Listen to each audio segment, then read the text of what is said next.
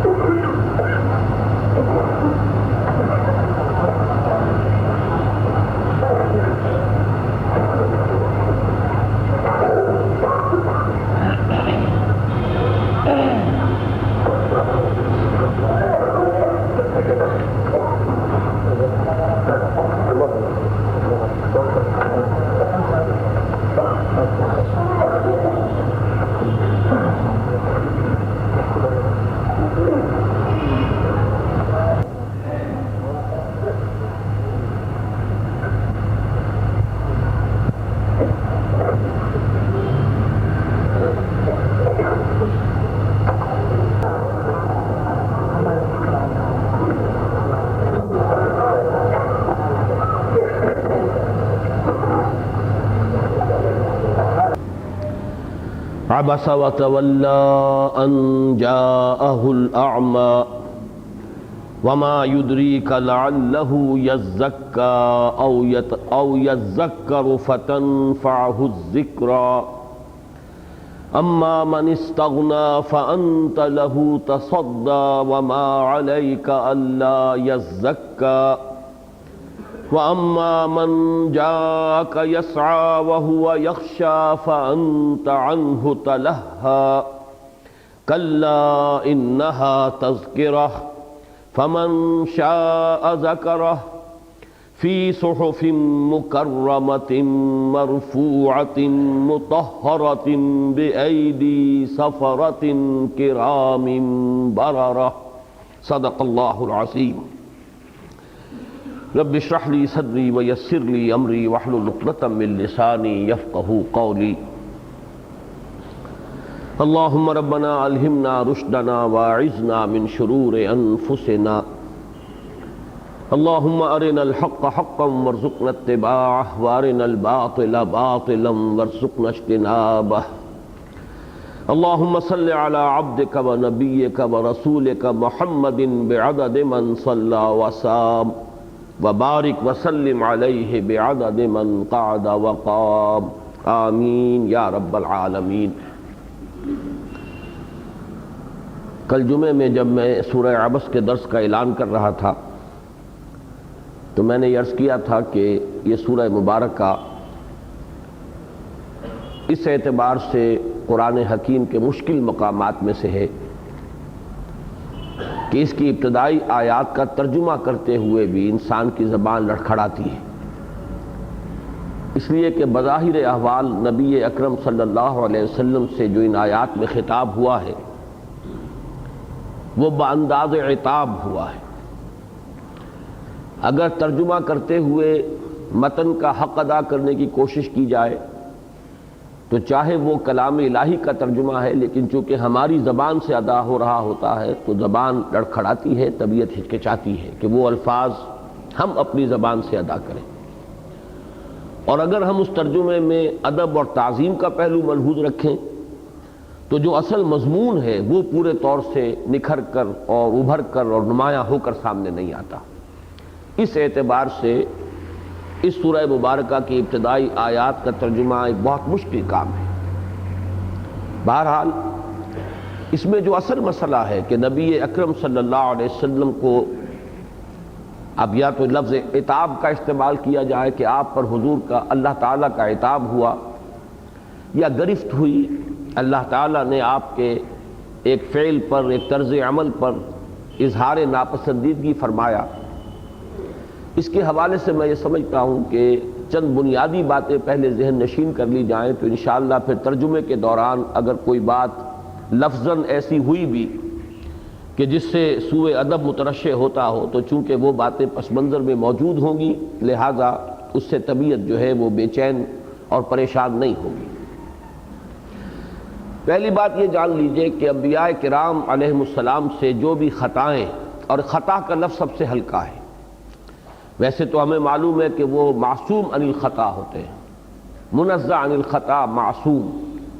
لیکن بہرحال پھر بھی لفظ خطا کا ان کے لیے یہ کم سے کم اور ہلکے سے ہلکا لفظ ہے جس کا اطلاق کیا جا سکتا ہے، کہ جن خطاؤں کا ظہور ہوا ہے، جن پر گرفت ہوئی ہے، اس میں سب سے پہلی بات یہ جاننے کی ہے کہ انبیاء کرام کی کوئی خطا یا کوئی ان کی غلطی وہ جانب شر میں یا جانب نفس میں نہیں ہوتی، نفسانیت کی بنیاد پر نہیں ہوتی، نیت میں معاذ اللہ ثم معاذ اللہ کسی فطور کا امکان نہیں۔ یہ بات تو ہم صحابہ کرام کے بارے میں مانتے ہیں کہ ان کی نیتوں میں کسی فطور کا کوئی امکان نہیں، خطا ہو سکتی ہے، خطا ہوئی ہے، خطا کے بارے میں راہ ہو سکتی ہے، لیکن اسے خطا اجتہادی سے تعبیر کیا جاتا ہے۔ خطا کا مفہوم ہی یہ ہے، جو ہماری زبان میں بھی لفظ استعمال ہوتا ہے تو نشانہ خطا ہو گیا، وہ نشانہ لگانے والا اپنی انتہائی کوشش کرتا ہے کہ صحیح نشانے پر تیر لگے یا گولی لگے، لیکن اس کی انتہائی کوشش کے باوجود وہ اصل ہدف جو ہے اس سے وہ تیر یا گولی جو ہے وہ چوک گئی، تو اس میں ظاہر بات ہے کہ نیت کا تو کوئی سوال ہی نہیں، نیت تو یہ تھی کہ صحیح نشانے پر اور صحیح اسی ہدف پر جو ہے وہ گولی یا تیر جا کر لگے، لیکن اپنی انتہائی کوشش کے باوجود نشانہ خطا ہو گیا۔ تو یہی خطا اجتہادی ہے، اور اسی لیے ہمارے ہاں یہ اصول ہے کہ مجتہد جب اجتہاد کرتا ہے تو اب امکان دونوں ہے مجتہد کے لیے کہ وہ خطا بھی کرے اور اس کو رائے صحیح بھی ہو جائے، مخطی ہو یا مصیب ہو۔ اب اگر وہ مصیب ہے کہ اجتہاد صحیح ہوا ہے تو اسے دوہرا اجر ملے گا، اور اگر وہ مخطی ہے یعنی اس سے خطا ہو گئی اجتہاد میں، تب بھی اسے اکیرا اجر ملے گا، اس لیے کہ اس نے اپنی نیت کے اعتبار سے اور اپنے امکان بھر، اپنے مقدور بھر کوشش کی کہ صحیح رائے تک پہنچ جائے۔ چاہے وہ مخطی ہے، خطا ہو گئی ہے، اجتہاد جو ہے غلط رخ پر چلا گیا ہے، پھر بھی اپنی نیت کی وجہ سے اور اپنی اس کوشش اور محنت کی وجہ سے کہ جو اس نے صرف کی ہے، وہ اسے ثواب ملے گا اکیرا۔ اگر مصیب ہے تو دوہرا ثواب۔ اب اس سے بہت بلند ہے معاملہ انبیاء کرام کا کہ وہ معصوم ہیں، ان سے جانب شر میں کوئی خطا نہیں ہو سکتی، ان کی نیت میں کوئی فطور نہیں ہو سکتا، نفسانیت کی بنا پر کسی عمل کا صدور نہیں ہو سکتا، اور ان کے لیے جانب شر جو ہے وہ گویا اللہ کی طرف سے بند ہے، مسدود ہے، ادھر ان کا رجحان ہو ہی نہیں سکتا۔ جو بھی خطا ہوتی ہے وہ جانب خیر میں۔ اب جانب خیر میں خطا کیا ہے؟ کسی اچھی اور مطلوب شے میں حد اعتدال سے تجاوز ہو جائے۔ اب اس کی ایک بہت زیادہ بڑی مثال کہ جو ظاہر بات ہے کہ انبیاء کرام پر اس کا انطباق نہیں ہوگا، لیکن یہ کہ غیر انبیاء کا معاملہ تو ہے کہ انسان میں نیکی کا جذبہ اتنا پروان چڑھے کہ وہ رہبانیت کی شکل اختیار کر لے، اگرچہ جذبہ نیکی کا ہے جس کا سورہ حدید میں تذکرہ ہے، وَرَهْبَانِيَّةً ابْتَدَعُوهَا مَا كَتَبْنَاهَا عَلَيْهِمْ إِلَّا ابْتِغَاءَ رِضْوَانِ اللَّهِ۔ وہاں گویا کہ خود اللہ تعالیٰ ان کی طرف سے مدافعت فرما رہے ہیں کہ جن لوگوں نے حضرت مسیح علیہ السلام کے پیروکار جنہوں نے رہبانیت ایجاد کی تھی، انہوں نے کسی بدنیتی سے ایسا نہیں کیا تھا، خیر ہی کے لیے کیا تھا، لیکن یہ ہم نے ان پر لازم نہیں کیا تھا، یہ انہوں نے خود اختیار کر لیا، اپنے اوپر ایسا بوجھ ڈال لیا کہ جو ان کی فطرت کے اور ان کی طبیعت کے لیے ناقابل برداشت تھا، لیکن یہ کہ یہ ظاہر بات ہے کہ نیت ان کی درست تھی۔ اسی طرح وہ واقعہ آتا ہے کہ 3 صحابہ کرام نے ازواج مطہرات سے رضی اللہ تعالی عنہن ان سے رابطہ قائم کیا اور معلوم کیا حضور صلی اللہ علیہ وسلم کی نفلی عبادات کے بارے میں۔ رات کو آپ کتنی دیر کھڑے رہتے ہیں، کب عبادت کرتے ہیں، کتنا حصہ آپ سو کر گزارتے ہیں، استراحت فرماتے ہیں، مہینے میں کتنے آپ نفلی روزے رکھتے ہیں اور کتنے دن آپ افطار کرتے ہیں، روزہ نہیں رکھتے۔ تو جو بھی انہیں جواب ملے انہوں نے کچھ سمجھا، ان کی توقع سے وہ بہت کم تھا معاملہ، وہ تو کچھ اپنا جب ان پر غلبہ ہو گیا تھا اس نیکی کا تو وہ سمجھ رہے تھے کہ حضور تو شاید مہینوں اپنی پیٹھ جو ہے بستر سے لگاتے ہی نہ ہو، جب ہمارے اندر ہم ان کے ادنا امتی ہیں اور ہمارے اندر نیکی کا غلبہ اتنا ہو گیا ہے تو حضور صلی اللہ علیہ وسلم کی نفلی عبادات کا کیا عالم ہوگا؟ انہیں جو خبر دی گئی، جو بات بتائی گئی، اسے انہوں نے کم سمجھا، لیکن اپنے دل کو مطمئن کرنے کے لیے کہ حضور سے کوئی سوء ظن نہ ہو جائے، انہوں نے یہ موقف اختیار کیا کہ حضور تو معصوم ہے، انہیں کسی عبادت کی ضرورت نہیں، اول تو کسی گناہ کا صدور ممکن نہیں، اور کسی درجے میں کسی شے پر اگر ذنب کا اطلاق کیا جائے تو اللہ تعالیٰ قرآن مجید میں حضور صلی اللہ علیہ وسلم کے اگلے پچھلے گناہ معاف فرما چکا، اس لیے آپ کو زیادہ عبادت کی ضرورت نہیں، لیکن اتنی عبادت ہمارے لیے کافی نہیں ہے۔ تو ایک شخص نے یہ طے کیا کہ میں تو ساری رات کھڑا رہا کروں گا، بالکل اپنی کمر بستر سے نہیں لگاؤں گا۔ ایک دوسرے صاحب نے یہ طے کیا کہ میں ہمیشہ روزانہ روزہ رکھوں گا، کبھی ناغہ نہیں کروں گا۔ تیسرے نے یہ طے کیا کہ میں شادی نہیں کروں گا، یہ گھر گھرستی کا کھکھیڑ جو ہے اس کے ساتھ پھر اللہ کے ساتھ لو لگانا ممکن نہیں رہتا، لہذا میں تجرد کی زندگی بسر کروں گا۔ حضور صلی اللہ علیہ وسلم کو خبر ہو گئی، آپ نے بلایا اور انتہائی آپ نے ناراضگی کا اظہار فرمایا، اور بڑے غیر معمولی الفاظ ہیں وہ حضور صلی اللہ علیہ وسلم کی زبان مبارک سے جو ادا ہوئے کہ خدا کی قسم میں تم میں سب سے بڑھ کر متقی ہوں اور سب سے بڑھ کر اللہ سے خشیت رکھنے والا ہوں، یعنی تم نے میرے بارے میں اگر کوئی اور گمان کیا ہے تو اس کو اپنے ذہن سے نکال دو، لیکن یہ میری سنت ہے، میں رات کو سوتا بھی ہوں اور نماز بھی پڑھتا ہوں، میں نفلی روزے رکھتا بھی ہوں اور ناغہ بھی کرتا ہوں، اور میں نے شادیاں کی ہیں اور میری متعدد ازواج ہیں، گھر گھرستی کی زندگی میں نے اختیار کی ہے۔ فَمَنْ رَغِبَ عَنْ سُنَّتِي فَلَيْسَ مِنِّي، تو جس کسی کو بھی میری سنت اور میرا یہ طریقہ پسند نہیں ہوگا اس کا پھر مجھ سے کوئی تعلق نہیں رہے گا۔ اب یہ گویا کہ میں نے دو مثالیں آپ کے سامنے رکھ دی ہیں، متبعین حضرت مسیح علیہ السلام اور متبعین محمد صلی اللہ علیہ وسلم، صحابہ حضور کے، کہ ان میں سے بعض حضرات کا جو مزاج اور رجحان تھا وہ ہمارے سامنے اس صورت میں سامنے آیا کہ ان کے اندر وہ نیکی کا غلبہ جو ہے، بھلائی کا غلبہ، عبادت کا غلبہ اتنا بڑھ گیا، حد اعتدال سے تجاوز کر گیا کہ اندیشہ ہوا کہ اس سے کوئی خرابی کی صورت پیدا ہو جائے گی۔ یہ معاملہ ہے کہ جو انبیاء کرام کے ساتھ بھی ہو جاتا ہے کہ کسی خیر کے کام میں، بلکہ ہو جاتا تھا کہنا چاہیے، یہ میں احتیاط کیا کرتا ہوں کہ ہو جاتا ہے کہنا جو ہے اس سے نظری طور پر ایک شکل پیدا ہوتی ہے کہ شاید نبوت کا سلسلہ ابھی جاری ہے، لہذا اس میں ماضی کا صیغہ استعمال کرنا زیادہ انسب ہے، زیادہ مناسب ہے کہ انبیاء کرام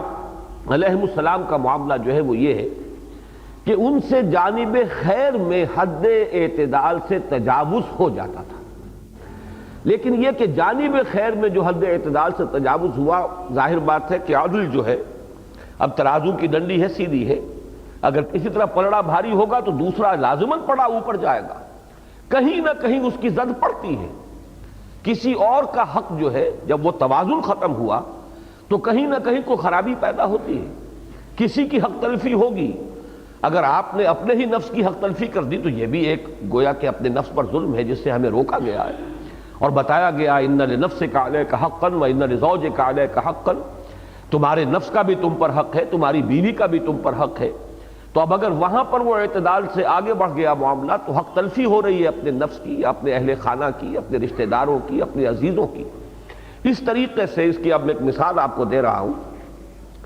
کہ حضرت موسیٰ علیہ السلام کے لیے اللہ تعالیٰ نے ایک وقت معین کیا تھا کہ فلاں وقت کوہ طور پر آپ کو پہنچنا ہے، شریعت عطا کی جائے گی، تورات عطا کی جائے گی۔ حضرت موسیٰ علیہ السلام پر غلبہ ہوا،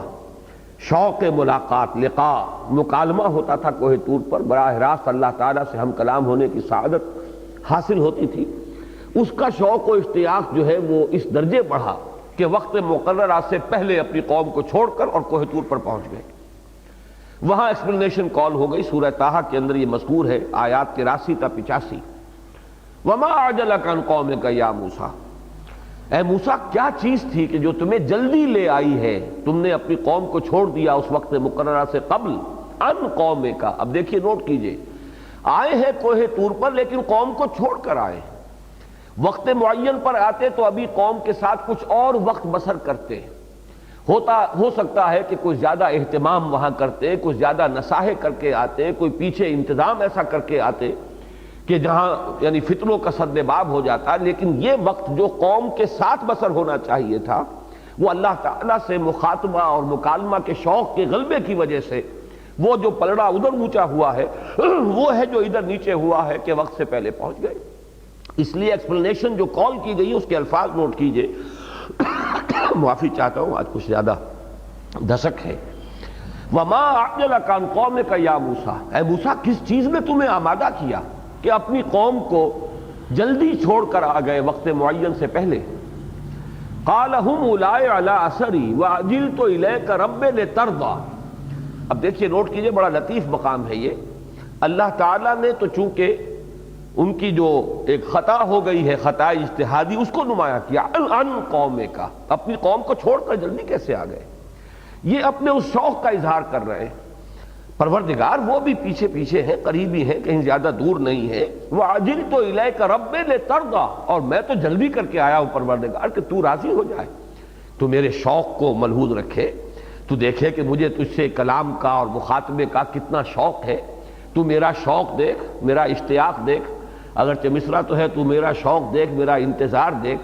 لیکن یہ کہ یہاں پہ چونکہ انتظار والی بات نہیں ہے، تو میرا شوق دیکھ، میرا اشتیاق دیکھ. بجائے اس کے کہ مجھے شاباش دی جائے کہ میں تیری محبت میں اور تجھ سے مخاطب ہونے اور تجھ سے ہم کلام ہونے کی جو سعادت ہے وہ حاصل کرنے کے لیے میں وقت مقرر سے قبل آ گیا. اب اس کا جو جواب دیا گیا، قال فإنا فتنا قومك من بعدك وأضلهم السامري. اللہ نے فرمایا تو پھر ہم نے گمراہ کر دیا ہے تمہاری قوم کو تمہارے بعد، اور ہم نے فتنے میں ڈال دیا ہے تمہاری قوم کو تمہارے بعد، اور انہیں گمراہ کر دیا ہے سامری نے. اب یہاں جو کلمہ فا آیا ہے، قال فإنا فتنا قومك من بعدك، ہم نے فتنے میں ڈال دیا ہے تمہاری قوم کو تمہارے بعد. اب اس سے تعلق جڑ گیا کہ تمہاری اس جلدی کا، عجلت پسندی کا، چاہے وہ جانب خیر میں ہے، ایک نتیجہ نکلا ہے، اور وہ یہ کہ اس قوم کی جو حق تلفی ہو گئی تم سے، چاہے وہ ارادہ نہیں تھا، نیت نہیں تھی، لیکن اس کا ایک نتیجہ برآمد ہو گیا ہے. اب یہ ایک مثال ہے. اسی طرح آپ کو معلوم ہے اسی سورہ مبارکہ میں حضور کو روکا گیا، وَلَا تَعْجَلْ بِالْقُرْآنِ مِنْ قَبْلِ أَن يُقْضَىٰ إِلَيْكَ وَحْيُهُ. اے نبی آپ کا شوق اپنی جگہ پر ہے، قرآن مجید کا زیادہ سے زیادہ علم اور زیادہ سے زیادہ جو ہے جلد از جلد قرآن جو ہے نازل ہو جائے، اس کے لیے جو انتہائی اشتیاق ہے آپ میں وہ اپنی جگہ پر ہے. لیکن اللہ تعالیٰ نے اس کی وحی کی تکمیل کے لیے ایک خاص وقت معین کیا ہے، اس کے لیے ایک تدریج ہے جو اس کی حکمت میں پیش نظر ہے. تو وَلَا تَعْجَلْ بِالْقُرْآنِ مِنْ قَبْلِ أَن يُقْضَىٰ إِلَيْكَ وَحْيُهُ وَقُلْ رَبِّ زِدْنِي عِلْمًا. تو جو بھی اللہ تعالیٰ کی حکمت میں اس کی وحی کے لیے وقت معین ہے، اس سے پہلے جلدی نہ کیجیے، اس کے لیے عجلت پسندی کا اظہار نہ کیجیے. ہاں اللہ سے دعا کرتے رہیے کہ وَقُلْ رَبِّ زِدْنِي عِلْمًا، پروردگار میرے علم میں اضافہ فرما. اب اس کی مثال میں اس سورہ مبارکہ کا جب ہم مطالعہ کریں گے تو اس میں بھی سامنے آ جائے گی کہ جہاں کہیں کسی چاہے وہ جذبہ خیر ہو، لیکن اگر حد اعتدال سے تجاوز ہو جائے گا تو کہیں نہ کہیں اس سے کمی واقع ہو جائے گی. لیکن یہ کہ جو شخص ہے معین، اس کی توجہ اس وقت اس کمی کی طرف نہیں ہے. ہوتا یہی ہے کہ اس وقت توجہ تو ہے اس خیر کی طرف جس میں وہ بڑھتا چلا جا رہا ہے، اپنے شوق میں، اپنے غلبہ حال میں وہ تجاوز کر رہا ہے اعتدال سے اس خیر کے لیے. لیکن نتیجتاً کوئی کمی کسی جگہ پر جو ہے اس سے وجود میں آ رہی ہے، تو جب گرفت کی جائے گی تو اس کمی کی طرف اشارہ کیا جائے گا کہ یہ کمی ہو گئی ہے، چاہے یہ آپ کے ارادے میں نہ ہو، چاہے آپ کی نیت میں نہ ہو، لیکن یہ کہ آپ کے طرز عمل سے یہ ایک کمی ہے جو واقع ہو گئی. دوسری بات جو ہے عصمت انبیاء کے بیان میں، اور وہ بھی اسلوب کلام کے اعتبار سے بہت ضروری اور بنیادی ہے، اس کو سمجھ لینا چاہیے کہ بسا اوقات ایسا ہوتا ہے کہ بظاہر عتاب کا رخ ہوتا ہے نبی کی طرف، اگرچہ اصلاً جو اظہار ناراضگی ہوتا ہے وہ ان کی قوم کی طرف یا کفار کی طرف. اس کی مثال میں نے بارہا دی ہے کہ اگر گلی میں دو بچے لڑ پڑے تو چاہے آپ کو معلوم ہو کہ دوسرے لڑکے نے، دوسرے بچے نے آپ کے بچے پر زیادتی کی ہے، اکثر آپ اپنے بچے کو ڈانٹیں گے، غصے کا اظہار اپنے بچے پر کریں گے، جس کی طرف کہ آپ کا التفات ہے اس پر زیادہ اظہار عتاب کریں گے. اور اگرچہ سب کو معلوم ہوگا کہ اس غصے کا اصل رخ جو ہے وہ در حقیقت اس دوسرے بچے کی طرف ہے جس نے زیادتی کی ہے. یہ ہمارے ہاں کی جو کولوکیل اردو ہے ایک خاص علاقے کی، اس کی ایک کہاوت بھی میں نے کئی بار سنائی ہے کہ بیٹی ری بیٹی تجھ سے کہوں اور بہو رے بہو تو کان دھر. اس لیے کہ ساس کو اگر بہو سے کچھ کہنا ہے، کسی معاملے پر سرزنش کرنی ہے، تو ذرا وہ ایک نازک رشتہ ہے، وہ براہ راست اپنی بہو کو وہ مخاطب نہیں کرے گی، لیکن یہ کہ وہ بات بیٹی کو مخاطب کر کے کہے گی۔ خطاب بظاہر بیٹی سے ہو رہا ہے، لیکن حقیقت میں جو چیز بتانی مقصود ہے وہ بہو کو بتانی ہے۔ اسی طریقے سے قرآن مجید میں اور اس معاملے میں جو یہاں اس سورہ مبارکہ میں آ رہا ہے، اس کی ایک سادہ سی مثال یہ سمجھ لیجئے کہ فرض کیجئے کہ آپ چند آپ کے شاگرد ہیں اور ان کو آپ نے کچھ اور لوگوں کو کچھ پڑھانے پر مامور کیا ہے، لیکن جو دوسرے ہیں ان میں سے کچھ ایسے ہیں جو توجہ ہی نہیں کر رہے، اور آپ ان کے درپے ہیں، انہیں پڑھانے پر مصر ہیں، جبکہ اسی میں سے کچھ ایسے بھی ہیں کہ جن کے اندر حصول علم کا ایک مادہ ہے، ارادہ ہے، تو آپ یہ کہتے ہیں دفع کرو ان کو، کیوں پڑے ان کے پیچھے پڑے ہوئے ہو؟ بہرحال جو یہ چاہتے ہیں کہ ان کے علم میں اضافہ ہو، اس کی طرف توجہ کرو۔ تو اگرچہ لفظ سخت ہوں گے، انداز سخت ہوگا، لہجہ سخت ہوگا، اور خطاب انہی سے ہو رہا ہوگا، لیکن اصل میں عتاب جو ہے وہ ان کی طرف نہیں ہے، بلکہ وہ ان کی طرف ہے جو عدم توجہی کر رہے ہیں، جن کے اندر علم سے کوئی دلچسپی نہیں ہے، جن کی کوئی کا اعتنا نہیں ہے۔ تو یہ دو باتیں ذہن میں رکھیے، تو پھر ہم آگے اب اس سورہ مبارکہ کا مطالعہ شروع کرتے ہیں۔ ایک بات اور تمہیداً جو اس سے پہلے میں عرض کر بھی چکا ہوں کہ قرآن مجید میں اکثر صورتیں جوڑوں کی شکل میں ہیں، اور سورہ مزمل کے بعد سے لے کر معوذتین تک یہ تمام صورتیں اب جوڑوں کی شکل میں، کوئی استثناء نہیں ہے۔ سورہ مزمل اور سورہ مدثر کا جوڑا ہونا بہت نمایاں ہے، یا ایھا المزمل قم اللیل الا قلیلا، یا ایھا المدثر قم فانذر۔ معوذتین ادھر دوسری انتہا پر ان کا جوڑا ہونا بالکل ان کے نام سے ہی ظاہر ہے، قل اعوذ برب الفلق، قل اعوذ برب الناس۔ اور اس میں یہ بات بھی سامنے آ رہی ہے کہ اکثر جو صورتیں جوڑے کی شکل میں ہوتی ہیں، ان کی جو فواتح ہیں، جو افتتاحی آیات ہیں کہ جن سے صورتوں کا آغاز ہوتا ہے، ان میں بڑی لفظی مناسبت ہوتی ہے۔ لیکن یہ کہ یہ جو تین جوڑے آئے ہیں مسلسل، سورہ قیامہ اور اس کا جوڑا سورۃ الدہر، پھر سورۃ المرسلات اور اس کا جوڑا سورۃ النبا، پھر سورۃ النازعات اور اس کا جوڑا یہ سورہ عبس، ان میں خاص بات میں نے جو کئی مرتبہ عرض کی ہے وہ یہ ہے کہ ان تین جوڑوں میں سے ہر جوڑے کی جو دو صورتیں ہیں ان کی فواتح میں کوئی مناسبت نہیں ہے، لیکن تینوں کو بحیثیت مجموعی سامنے رکھیں گے تو وہ ایک سب گروپ کی شکل اختیار کر لیتی ہیں، اور ان میں قدر مشترک یہ ہے کہ ان تینوں جوڑوں میں پہلی صورت جو ہے اس کا آغاز قسموں سے ہوا ہے، اور تینوں جوڑوں میں جو دوسری صورت ہے اس کا آغاز بغیر کسی قسم کے، بغیر کسی تمہید کے، براہ راست جو ہے گفتگو کا آغاز کر دیا گیا۔ جیسے میں عرض کر چکا ہوں، لا اقسم بیوم القیامہ ولا اقسم بالنفس اللوامہ، دو قسمیں، لیکن سورۃ الدہر هل اتى علی الانسان حین من الدہر لم یکن شیئا مذکورا، کوئی تمہید نہیں، کوئی قسم نہیں۔ اسی طریقے سے والمرسلات عرفا فالعاصفات عصفا، لیکن اس کے بعد سورہ نبا عما یتساءلون عن النبأ العظیم الذی هم فیہ مختلفون۔ اب یہ تیسرا جوڑا تھا جس کا کہ آج یہ دوسری صورت ہے جس کا ہم مطالعہ کر رہے ہیں۔ پہلی صورت والنازعات غرقا والناشطات نشطا، اور یہ شروع ہو گئی ہے عبس وتولی ان جاءہ الاعمی، براہ راست ایک واقعے کا جو ہے وہ تذکرہ شروع ہو گیا بغیر کسی تمہید کے، بغیر کسی قسم کے۔ البتہ سورۃ النازعات اور سورہ عبس کے مابین جو چند پہلو ہیں مشابہت کے کہ جن سے ان کے مابین وہ جوڑے ہونے کی نسبت واضح ہوتی ہے، وہ میں نے سورۃ النازعات کی تمہید میں عرض کیا تھا۔ مثلا سب سے پہلا چیز ان کا قامت کہہ لیجئے، ان کی قامت یا ان کا حجم۔ 46 آیات ہے سورۃ النازعات میں، 42 آیات ہے سورہ عبس کی۔ پھر یہ کہ ایک آیت تو آئی ہے اور بالکل ایک ہی جگہ پر آئی ہے جس میں ایک شوشے کا فرق نہیں، متاعا لکم ولانعامکم، یہ سورہ نازعات کی آیت نمبر 33 ہے اور سورہ عبس کی آیت نمبر 32 ہے۔ پھر یہ کہ فَإِذَا جَاءَتِ الطَّامَّةُ الْكُبْرَى فَإِذَا جَاءَتِ الصَّاخَّةُ، ان میں بھی بڑی گہری مشابہت ہے، صوتی آہنگ بھی ہے، بہت ہی ایک ہی طرح کا انداز ہے، تو یہ بھی مشابہتیں ہیں ان دونوں صورتوں کے مابین۔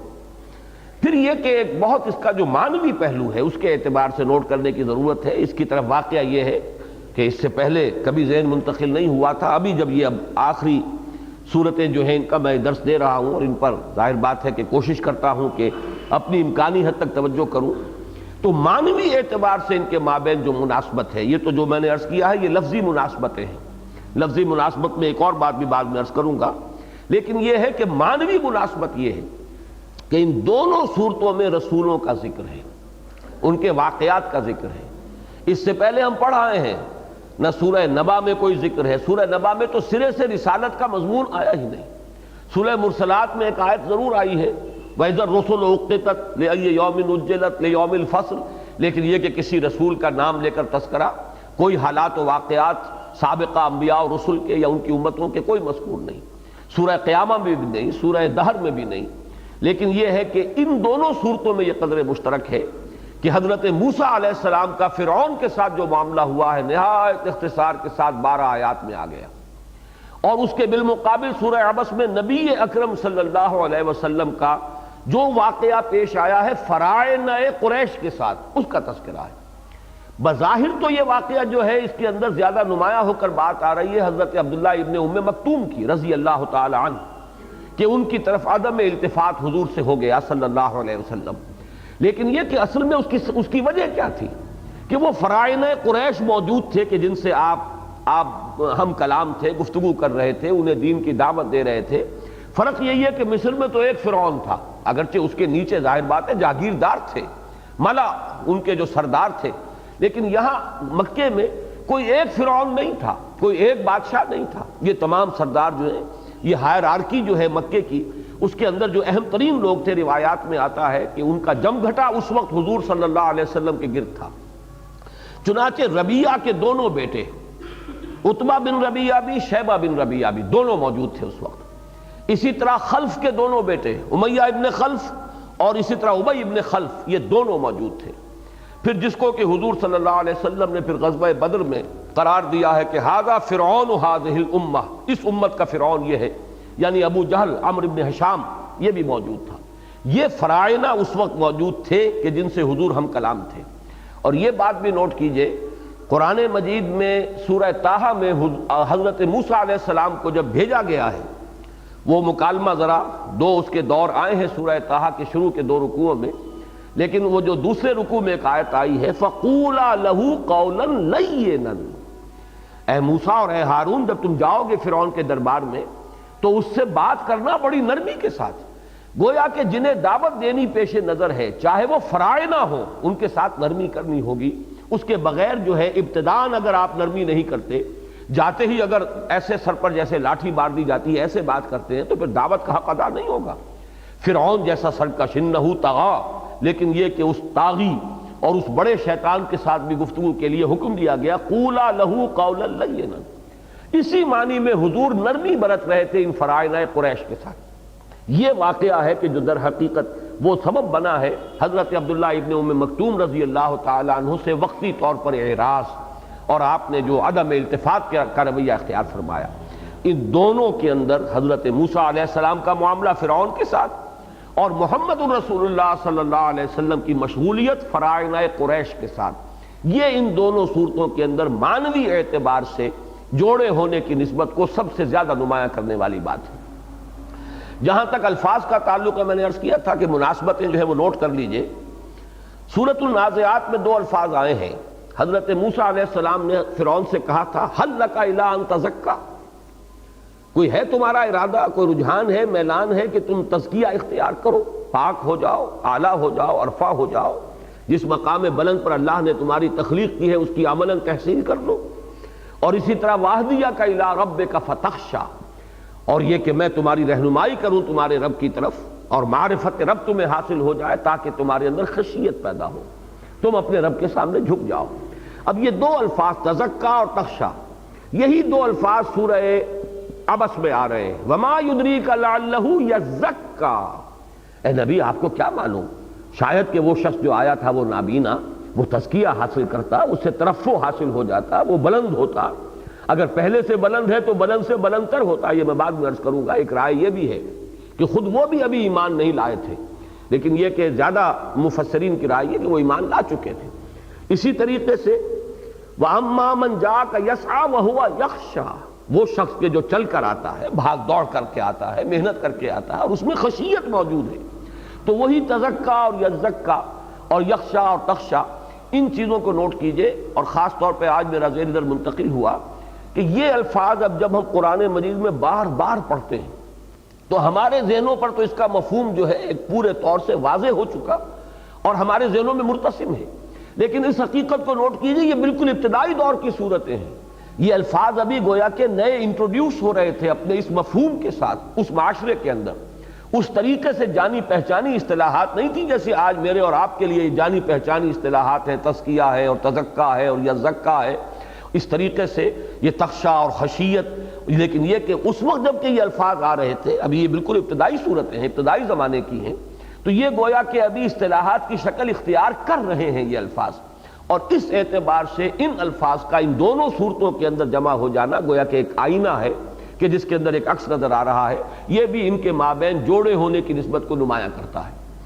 ایک ایک آیت مبارکہ بھی ان دونوں صورتوں میں ایسی ہے کہ جن کا اسلوب ایک ہے، اسلوب کلام. انتم اشد خلقا ام السماء،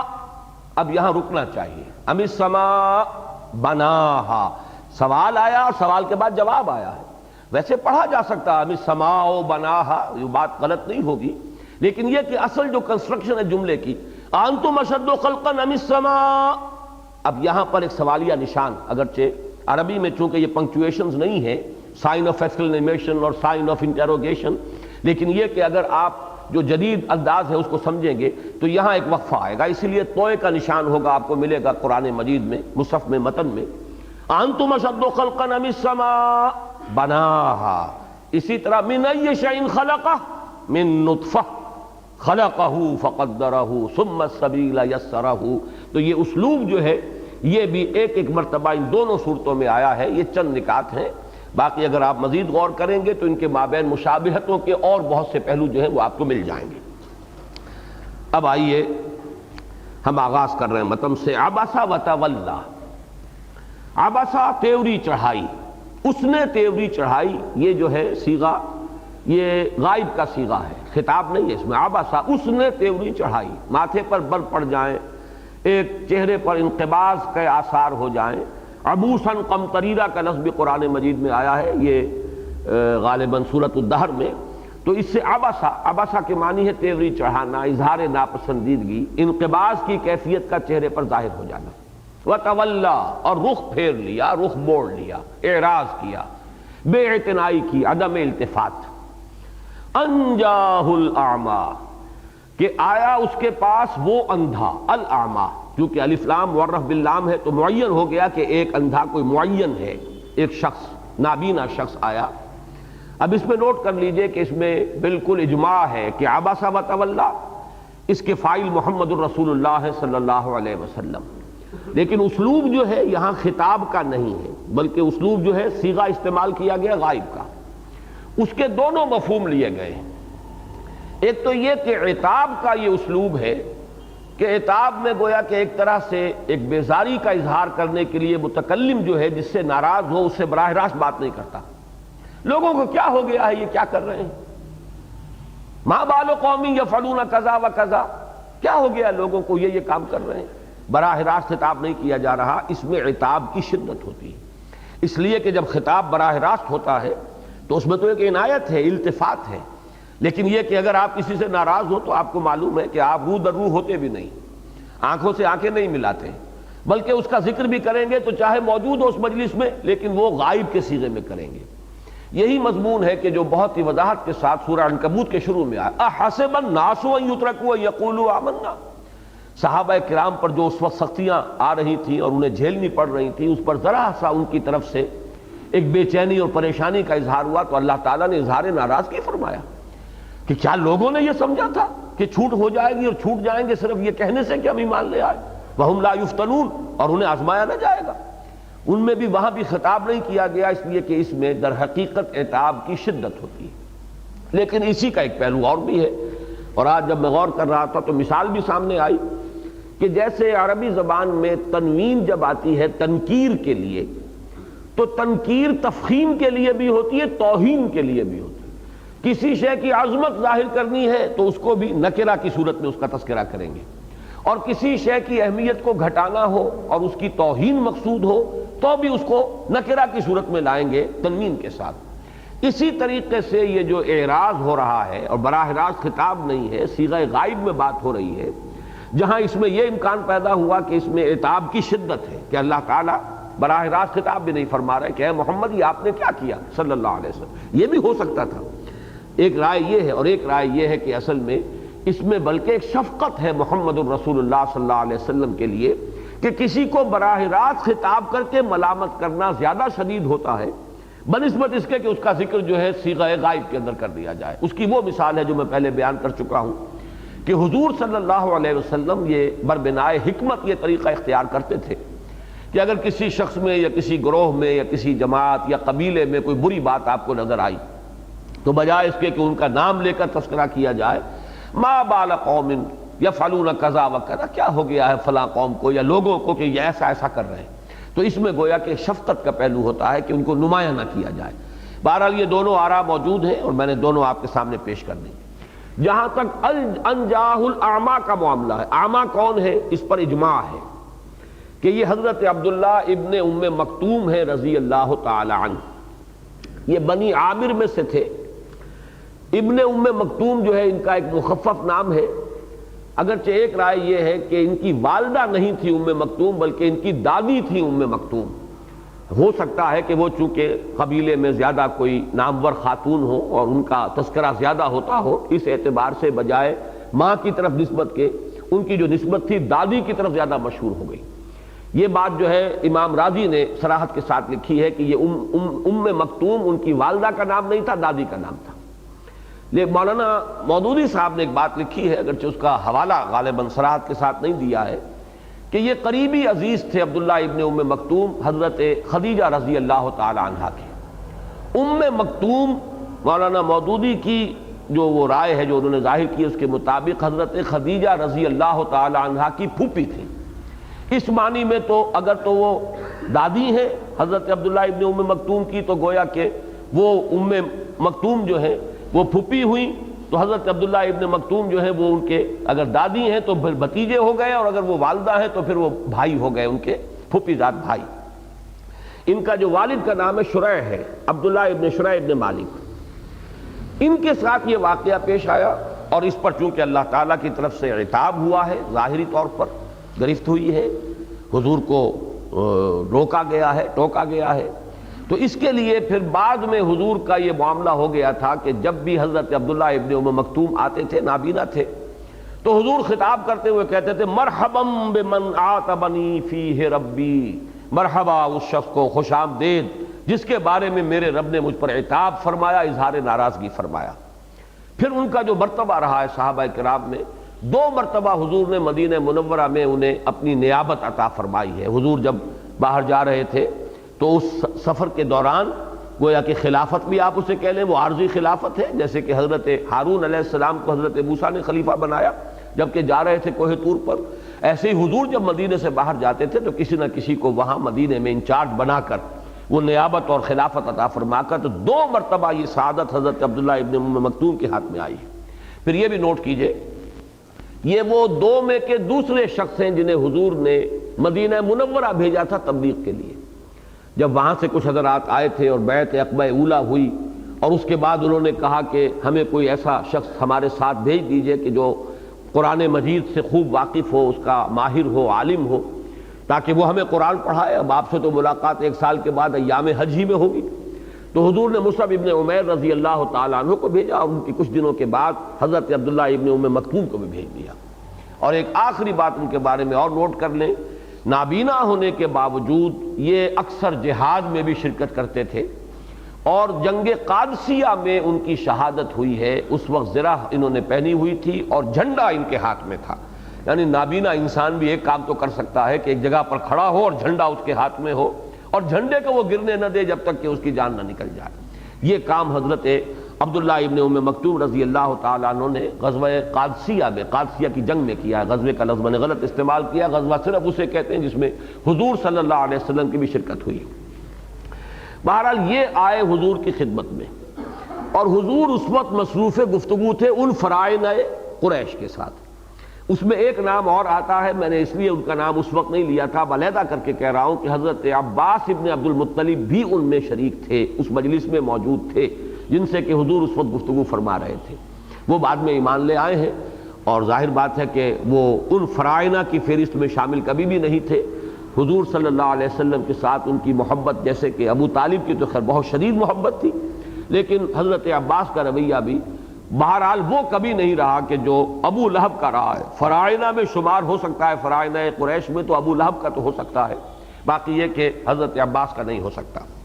ان کے ساتھ مصروف گفتگو تھے کہ یہ حضرت عبداللہ ابن ام مکتوم آ گئے۔ اب میں عرض کر رہا ہوں آپ سے، جسے پہلے حوالہ دے چکا ہوں، ایک رائے یہ بھی ہے کہ یہ بھی اس وقت تک ایمان نہیں لائے تھے۔ یہ آئے تھے حضور کے سامنے اور حضور کے پاس دریافت کرنے کے لیے، کچھ میلان تھا طبیعت کے اندر ایک فطری جو ہے رجحان موجود تھا، لیکن یہ کہ آئے تھے سوال کرنے کے لیے کہ آپ کی دعوت کیا ہے، آپ کا پیغام کیا ہے۔ لیکن یہ شاذ رائے ہے، اگرچہ الفاظ جو آگے آ رہے ہیں ان سے زیادہ مناسبت اس شاذ رائے کی ہے، اس لیے کہ فرمایا گیا وَمَا يُدْرِيكَ لَعَلَّهُ يَزَّكَّىٰ اَوْ يَذَّكَّرُ فَتَنْفَعَهُ الذِّكْرَىٰ۔ آپ کو کیا پتا ہے محمد صلی اللہ علیہ وسلم، آپ کو کیا معلوم کہ وہ شخص جو نابینا آیا تھا جس سے آپ نے اعراض کیا ہے، اس لیے کہ آپ ان کی طرف مشغول تھے اور التفات فرما رہے تھے اور ان سے اعراض کیا، کیا پتا کہ وہ پاکیزگی حاصل کرتا، وہ ترفع حاصل کرتا، اس کو وہ تزکیہ نفس جو ہے اس کے حصول کے لیے اس کے اندر جذبہ موجزن تھا۔ وما یدریک لعلہ یزکا، اس کا ان مفسرین نے جنہوں نے یہ کہا ہے کہ وہ سوت اسلام نہیں لائے تھے، یزکا سے مراد لیا ہے وما یدریک ان یسلم، آپ کو کیا معلوم لعلہ ان یسلم، ہو سکتا ہے کہ وہ اسلام لے آتے اور آپ کی دعوت کو قبول کرتے، لبیک کہتے۔ لیکن یہ کہ اکثر لوگوں کی رائے جو ہے وہ یہ ہے کہ وہ ایمان لا چکے تھے، اور حضور صلی اللہ علیہ وسلم نے جو ان کی طرف التفات نہیں فرمایا تو وہ اسی پیرائے میں اور اسی انداز میں کہ یہ تو اپنا ہی ہے، ظاہر بات ہے کہ ایمان لا چکا ہے، میرا ساتھی ہے، اگر اس کی طرف سے کچھ اس وقت بے اعتنائی ہو بھی جائے گی تو نقصان نہیں ہوگا، لیکن یہ جو سرداران قریش ہیں اگر میں ان کو کسی طریقے سے اسلام کے قبول کرنے پر آمادہ کر لوں اور اپنی توجہ پوری کی پوری ان پر مرتکز رکھوں تو یہ اسلام کے لیے بھی اور خود ان اہل ایمان کے لیے بھی، ان مسلمان فقراء اور غرباء کے لیے بھی کہ جو ایمان لائے ہیں اور اب سختیاں جھیل رہے ہیں اور مشقتیں برداشت کر رہے ہیں ان فرائض قریش کے ہاتھوں، ان کو بھی کچھ سکون ملے گا، انہیں بھی کچھ اس سے جو ہے وہ رستگاری ملے گی۔ تو اس وجہ سے حضور نے عدم التفات کیا۔ انہوں نے چونکہ نابینا بھی تھے، اس میں اصل میں اعمیٰ میں ایک گویا کہ اللہ تعالیٰ کی طرف سے اس لفظ کے استعمال میں یہ بھی کہا جا سکتا تھا کہ عبداللہ ابن ام مکتوم آئے یا ایک شخص آیا، لیکن اعمیٰ کا لفظ کہہ کر ان کی طرف سے ایک گویا کہ معذرت بھی یہاں پر خود ہی سامنے آ گئی۔ وہ اندازہ نہیں کر سکے کہ اس وقت کی جو نشست ہے وہ کس نوعیت کی ہے، کیسے کیسے لوگ جو ہے اس وقت جمع ہیں، اور حضور کے چہرے پر ظاہر بات ہے کہ جب بھی کبھی کسی بات پر انقباض ہوتا ہے تو اس کے آثار ظاہر ہوتے ہیں، تو آنکھوں والا تو دیکھ لیتا ہے کہ حضور کو ایک بات ناگوار ہو رہی ہے اور ابتدائی مرحلے ہی میں وہ متنبہ ہو جائے گا، لیکن چونکہ وہ نابینا تھے انہیں اندازہ نہیں ہو سکا کہ حضور کو یہ بات ناپسند ہو رہی ہے، حضور اس وقت دخل در معقولات کو پسند نہیں فرما رہے ہیں، حضور کے سامنے اس وقت دین کی اور پھر یہ کہ اہل ایمان کی مصلحتیں ہیں، وہ اس کا اندازہ نہیں کر سکے، وہ مصر رہے، اور ان کے اصرار کی وجہ سے حضور کا انقباض بڑھتا چلا گیا، یہاں تک کہ آپ نے ان کی طرف سے رخ ہی پھیر لیا۔ یہ گویا کہ آپ کی طرف سے عدم التفات جو ہے اس کی شدت کا اظہار ہے۔ عبسا وتولا، ماتھے پر بل ڈالے، تیوری چڑھائی، پھر رخ موڑ لیا۔ ان جاءہ الاعمیٰ، کہ آیا ان کے پاس ایک اندھا، ایک نابینا۔ وما یدریک لعلہ یزکیٰ او یذکر فتنفعہ الذکریٰ، آپ کو کیا معلوم، کیا اندازہ ہو سکتا ہے کہ وہ تزکیہ حاصل کرتا۔ یہ تزکیہ جو ہے یہ تو بلند ترین مقام ہے، در حقیقت انسان کی روحانی جو بھی ترقی اور ترفع ہے اس کے لیے یہ تعبیر ہے قرآن مجید کی بلند ترین مقام کی۔ اور یہ کہ او یذکر فتنفعہ الذکریٰ، یا یہ کہ وہ کوئی نصیحت اخذ کرتا، آپ کی گفتگو سے کوئی بات اس پر منکشف ہوتی، کوئی بھولا ہوا سبق یاد آ جاتا،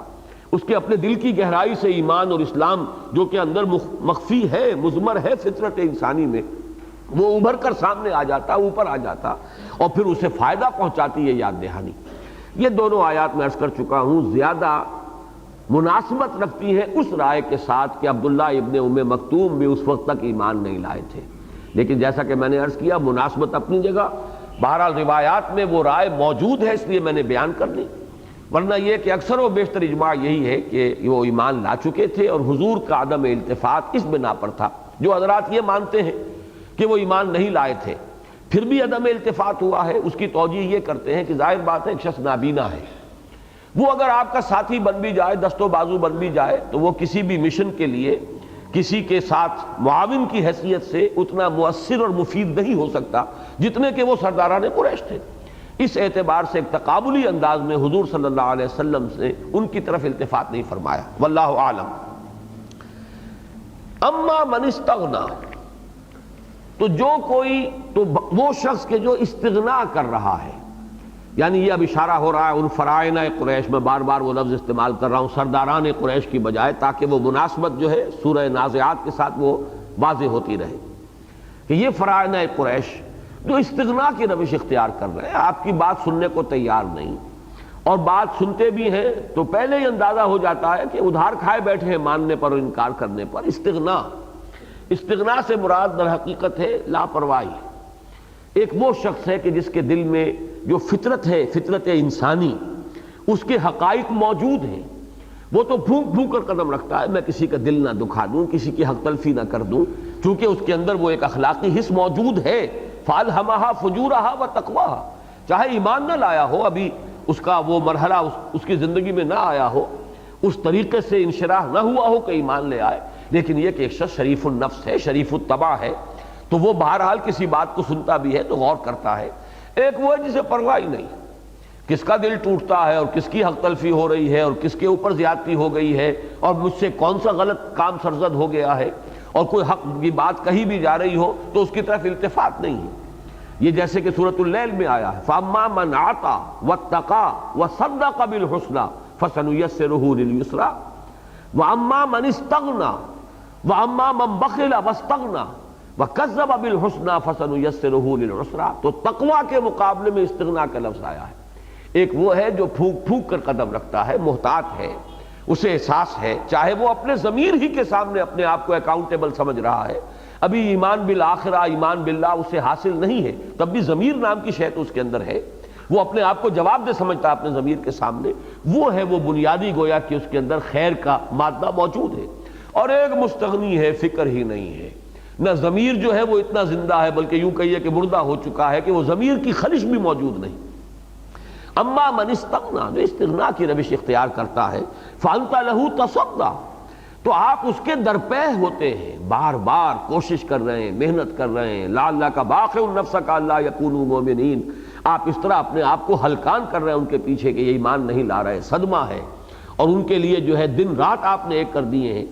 تصدیٰ کا لفظ جو ہے بڑا عجیب ہے، اس کے بارے میں تینوں آراء ہیں۔ زیادہ رائے تو یہ ہے کہ یہ صاد دال دال صدد کے مادے سے ہے، جس کے معنی ہے کسی چیز کے درپے ہو جانا، روکنے کے معنی میں بھی، اور یہ کہ کسی شے کے پیچھے لگ جانا، یہ دونوں مفہوم جو ہے صاد دال دال میں ہے۔ لیکن یہ عربی زبان کا قاعدہ ہے کہ اگر کسی لفظ کے آخر میں یہ دو الفاظ آ رہے ہیں دال دال، تو یا تو یہ کہ ایک دال کو ساقط کر دیا جائے گا اور یا اس کو یا سے بدل دیا جائے گا، تو اس معنی میں یہ تصددو ہے، فانت لہو تصددو، اس کے لیے تو آپ جو ہے لگے ہوئے ہیں، پیچھے اس کے پڑے ہوئے ہیں، درپے ہیں، محنت کر رہے ہیں، جو کہ یہ تصدیٰ کی شکل اختیار کر گیا۔ اور بہرحال ایک رائے یہ بھی ہے کہ صاد دال یہ اس کا مادہ ہے، ایک یہ بھی ہے کہ صاد دال اور حمزہ اس کا مادہ ہے، یہ ذرا زیادہ لغوی بحث ہو جائے گی، لیکن زیادہ رائے یہی ہے کہ یہ جو سدود کا لفظ ہے، صدّ یصدّ، سدوداً، روکنا، رکنا، پیچھے پڑ جانا، یہ ہے در حقیقت جس سے کہ لفظ بنا ہے۔ اما من استغنا فانت لہ تصدی، تو جو استغنا برت رہا ہے، بے پرواہی کا مظاہرہ کر رہا ہے، اس کے تو آپ پیچھے پڑے ہوئے ہیں، اس پر اپنے آپ کو ہلکان کیے دے رہے ہیں، بڑی محنت کر رہے ہیں۔ وما علیک الا یزکا، اور آپ پر کچھ نہیں ہے، کوئی الزام نہیں ہے، کوئی ملامت نہیں ہے، کوئی آپ کا قصور شمار نہیں ہوگا، کوئی کوتاہی آپ کے حساب میں جو ہے محسوب نہیں ہوگی کہ وہ ایمان نہیں لا رہے یا وہ تزکیہ حاصل نہیں کر رہے۔ تزکیہ ذہن کا، تزکیہ قلب کا، تزکیہ اخلاق کا، یہ تو پورا کا پورا تزکیہ ہے۔ انسان کے نظریات کا تزکیہ ہوتا ہے جب وہ اللہ کو مانتا ہے، آخرت کو مانتا ہے، رسالت کو مانتا ہے، اس کے ذہن کی تطہیر ہو گئی ہے شرک سے، کفر سے، الحاد سے، مادہ پرستی سے، تو تزکیہ پورے وجود کا۔ وما علیک الا یزکا، نبی آپ پر کوئی الزام نہیں، آپ پر کوئی ملامت نہیں، کوئی آپ کا قصور نہیں شمار ہوگا کہ وہ تزکیہ حاصل نہیں کر رہا۔ وَأَمَّا مَنْ جَاءَكَ يَسْعَىٰ، اور وہ شخص کہ جو آتا ہے چل کر، آیا ہے آپ کے پاس، یسعیٰ اگرچہ سعی کے معنی ہے دوڑنے کے، لیکن یہ ہے کہ سعی کے معنی یہ بھی ہے کہ پوری توجہ سے، بڑے ہی ایک عزم اور مصمم ارادے کے ساتھ کسی چیز کی طرف متوجہ ہو جانا۔ اسی معنی میں یہ سورہ جمعہ میں لفظ آیا ہے کہ فَاسْعَوْا إِلَىٰ ذِكْرِ اللَّهِ وَذَرُوا الْبَيْعَ، جب پکارا جائے جمعے کے دن، یا ایھا الذین آمنوا اذا نودی للصلاۃ من یوم الجمعہ فاسعوا الی ذکر اللہ وذروا البیع، اس کے معنی یہ ہے کہ پوری توجہ کے ساتھ لپکو، اب چلو اور بڑھو، ہر چیز سے ذہناً منقطع ہو جاؤ، عملاً ہر شے کو ترک کر دو۔ تو یہاں پر بھی مفہوم وہی ہے، دوڑنا اس کا لازمی معنی نہیں ہے۔ وَأَمَّا مَنْ جَاءَكَ يَسْعَىٰ، جو طالب بن کر آتا ہے، بلکہ کسی ایک مترجم نے بڑا خوبصورت محاورہ، جو دوڑتا آتا ہے آپ کے پاس، دوڑا آتا ہے۔ اب یہ دوڑا آنا عربی کا محاورہ جو اس کی یہ ضروری معنی نہیں ہے کہ دوڑتا ہوا ہی کوئی آئے، بلکہ یہ کہ اس کی توجہ اور اس کے اندر جو میلان ہے اس کو ظاہر کرنے کے لیے کہ کتنا شوق اور اشتیاق ہے اس کے لیے۔ تو اما من جاءک یسعی وہو یخشی، اور اس میں خشیت ہے، وہ اللہ سے ڈرتا ہے، اس کے اندر جو ہے، یا کم سے کم یہ کہ وہ اس میں نیکی کی اور بدی کی وہ تمیز اور اخلاقی حس موجود ہے، وہ ڈرتا ہے کہ وہ غلط کام اس سے نہ ہو جائے۔ اما من جاءک یسعی وہو یخشی، اور اگر وہ ایمان لا چکے تھے پھر تو یخشا کے معنی ہوں گے اللہ کا خوف، اللہ کی خشیت، اللہ تعالیٰ کے لیے انابت ان کے دل میں موجود ہے۔ فَأَنْتَ عَنْهُ تَلَهَّىٰ، تو اس کی طرف سے اے محمد صلی اللہ علیہ وسلم آپ اغماس برت رہے ہیں، عدم التفات۔ اب یہ تلہا تفاعل ہے اسی لہو سے جس کے معنی غفلت ہے۔ لہو کہتے ہیں اسی شے کو، الہا جو کہ غافل کر دے۔ ما قل وکفا خیر مما کثر والہا، اگر دنیا کی ضرورتیں بس پوری ہو جائیں تو چاہے قلیل ہو مال و متاع دنیاوی، یہ کہیں بہتر ہے اس سے کہ جو زائد ہو، کثرت سے ہو لیکن اس کی وجہ سے غفلت طاری ہو جائے۔ فَأَنْتَ عَنْهُ تَلَهَّىٰ، اس سے آپ بے پرواہی یا غفلت برت رہے ہیں، اس کی طرف التفات نہیں کر رہے۔ کلا، ہرگز نہیں، ایسا نہ کیجئے۔ اب یہاں پہ نوٹ کر لیجئے کہ یہ سارا معاملہ جو ہے حضور صلی اللہ علیہ وسلم پر اس اعتبار سے کوئی الزام نہیں آتا کہ فرائض قریش پر توجہ صرف کرنا اور بلکہ دوسروں سے ان کو ترجیح دینا، یہ عین منطق کے مطابق ہے، عقل کے مطابق ہے اور خود نقل کے مطابق ہے، قرآن کی وحی کے مطابق ہے۔ اس لیے کہ جب قرآن حضرت موسیٰ علیہ السلام کو حکم دیتا ہے، اللہ تعالیٰ نے حکم دیا کہ جاؤ اذهب الى فرعون انه طغى، یہ تو گویا کہ سنت رہی ہے، یہ تمام انبیاء کرام کے ضمن میں اللہ تعالیٰ کی سنت رہی ہے کہ اللہ تعالیٰ پیدا ہی ان کو کرتا تھا کسی بھی تہذیب، کسی علاقے، کسی کے مرکزی شہر، جہاں سے گویا کہ وہ نرو کنٹرول، نرو سینٹر ہو جو اس تہذیب کا، اس علاقے کا، اور جو طبقہ اعلیٰ ترین ہوتا ہے کسی معاشرے کے اندر، وہی اولین مخاطب ہوتا ہے ہوتا تھا انبیاء کرام کا اور اللہ کے رسولوں کا۔ حکم ہوتا تھا کہ سیدھے جا کر ان سے بات کرو، اذهب الى فرعون انه طغى، یہ نہیں کہا گیا کہ جاؤ پہلے ذرا بنی اسرائیل کے اندر اصلاح کی تحریک شروع کرو، ان کو ذرا تجدیدی کوشش ہو تاکہ ان کے اندر بھی ان کے ایمان اور عمل کے اندر بہتری کی شکل پیدا ہو جائے، پھر ذرا قوم فرعون کے اندر بھی کچھ لوگوں کے اندر تبلیغ کرو اور انہیں ایمان کی دعوت دو، پھر مرحلہ آ سکتا تھا کہ فرعون تک بھی بات جاتی، لیکن یہ کہ ترتیب یہی معلوم ہوتی ہے، جاؤ فرعون کے پاس۔ اور اسی کا ایک بہت بڑا مظہر ہے کہ حضور صلی اللہ علیہ وسلم جب مکے سے مایوس ہوئے اور آپ طائف گئے ہیں تو آپ نے وہاں سٹریٹ پریچنگ نہیں کی ہے، گلیوں میں جا کر تبلیغ نہیں کی ہے، گلیوں میں مکے میں تو کی ہے، اس لیے کہ مکے میں تو ظاہر بات ہے کہ آپ نے پہلے 3 برس جو ہے وہ پرسنل کانٹیکٹ کے ذریعے سے جو آپ سے قریب لوگ تھے، شناسہ تھے، اور ظاہر بات ہے آپ خود بنو ہاشم میں سے تھے، قریش کے ایک اونچے گھرانے سے تعلق رکھنے والے، چاہے آپ کی مالی حیثیت جو ہے اتنی اچھی نہ رہی ہو ابتدا میں، لیکن اب تو حضرت خدیجہ سے ان نکاح کے بعد جو ہے آپ کا یعنی ظاہری اعتبار سے بھی ایک متمول انسان کی حیثیت سے زندگی گزار رہے تھے۔ یہی وجہ حضرت ابوبکر صدیق سے آپ کی دوستی جو ہے وہ چلی آ رہی ہے، وہ بھی ایک اونچے گھرانے کے فرد ہیں، چشم و چراغ ہیں، تو ابتدا میں آپ کی دعوت جو ہے اصل میں اس کا ہدف وہی رہے۔ البتہ پھر ایک مرحلہ آیا ہے کہ پھر آپ نے وہاں پر گلیوں میں گھوم کر اور وہاں پر عام لوگوں کے اندر بھی تبلیغ کی۔ وہاں تو یہ کہ یہ فیصلہ کرنا مشکل ہے عام حالات میں ایک عام قاری کے لیے جب تک کہ وہ اس پوری ترتیب کو ذہن میں نہ رکھے، لیکن یہ کہ طائف کا معاملہ تو ہمارے سامنے ہے۔ طائف میں آپ نے جا کر گلیوں میں تبلیغ نہیں کی،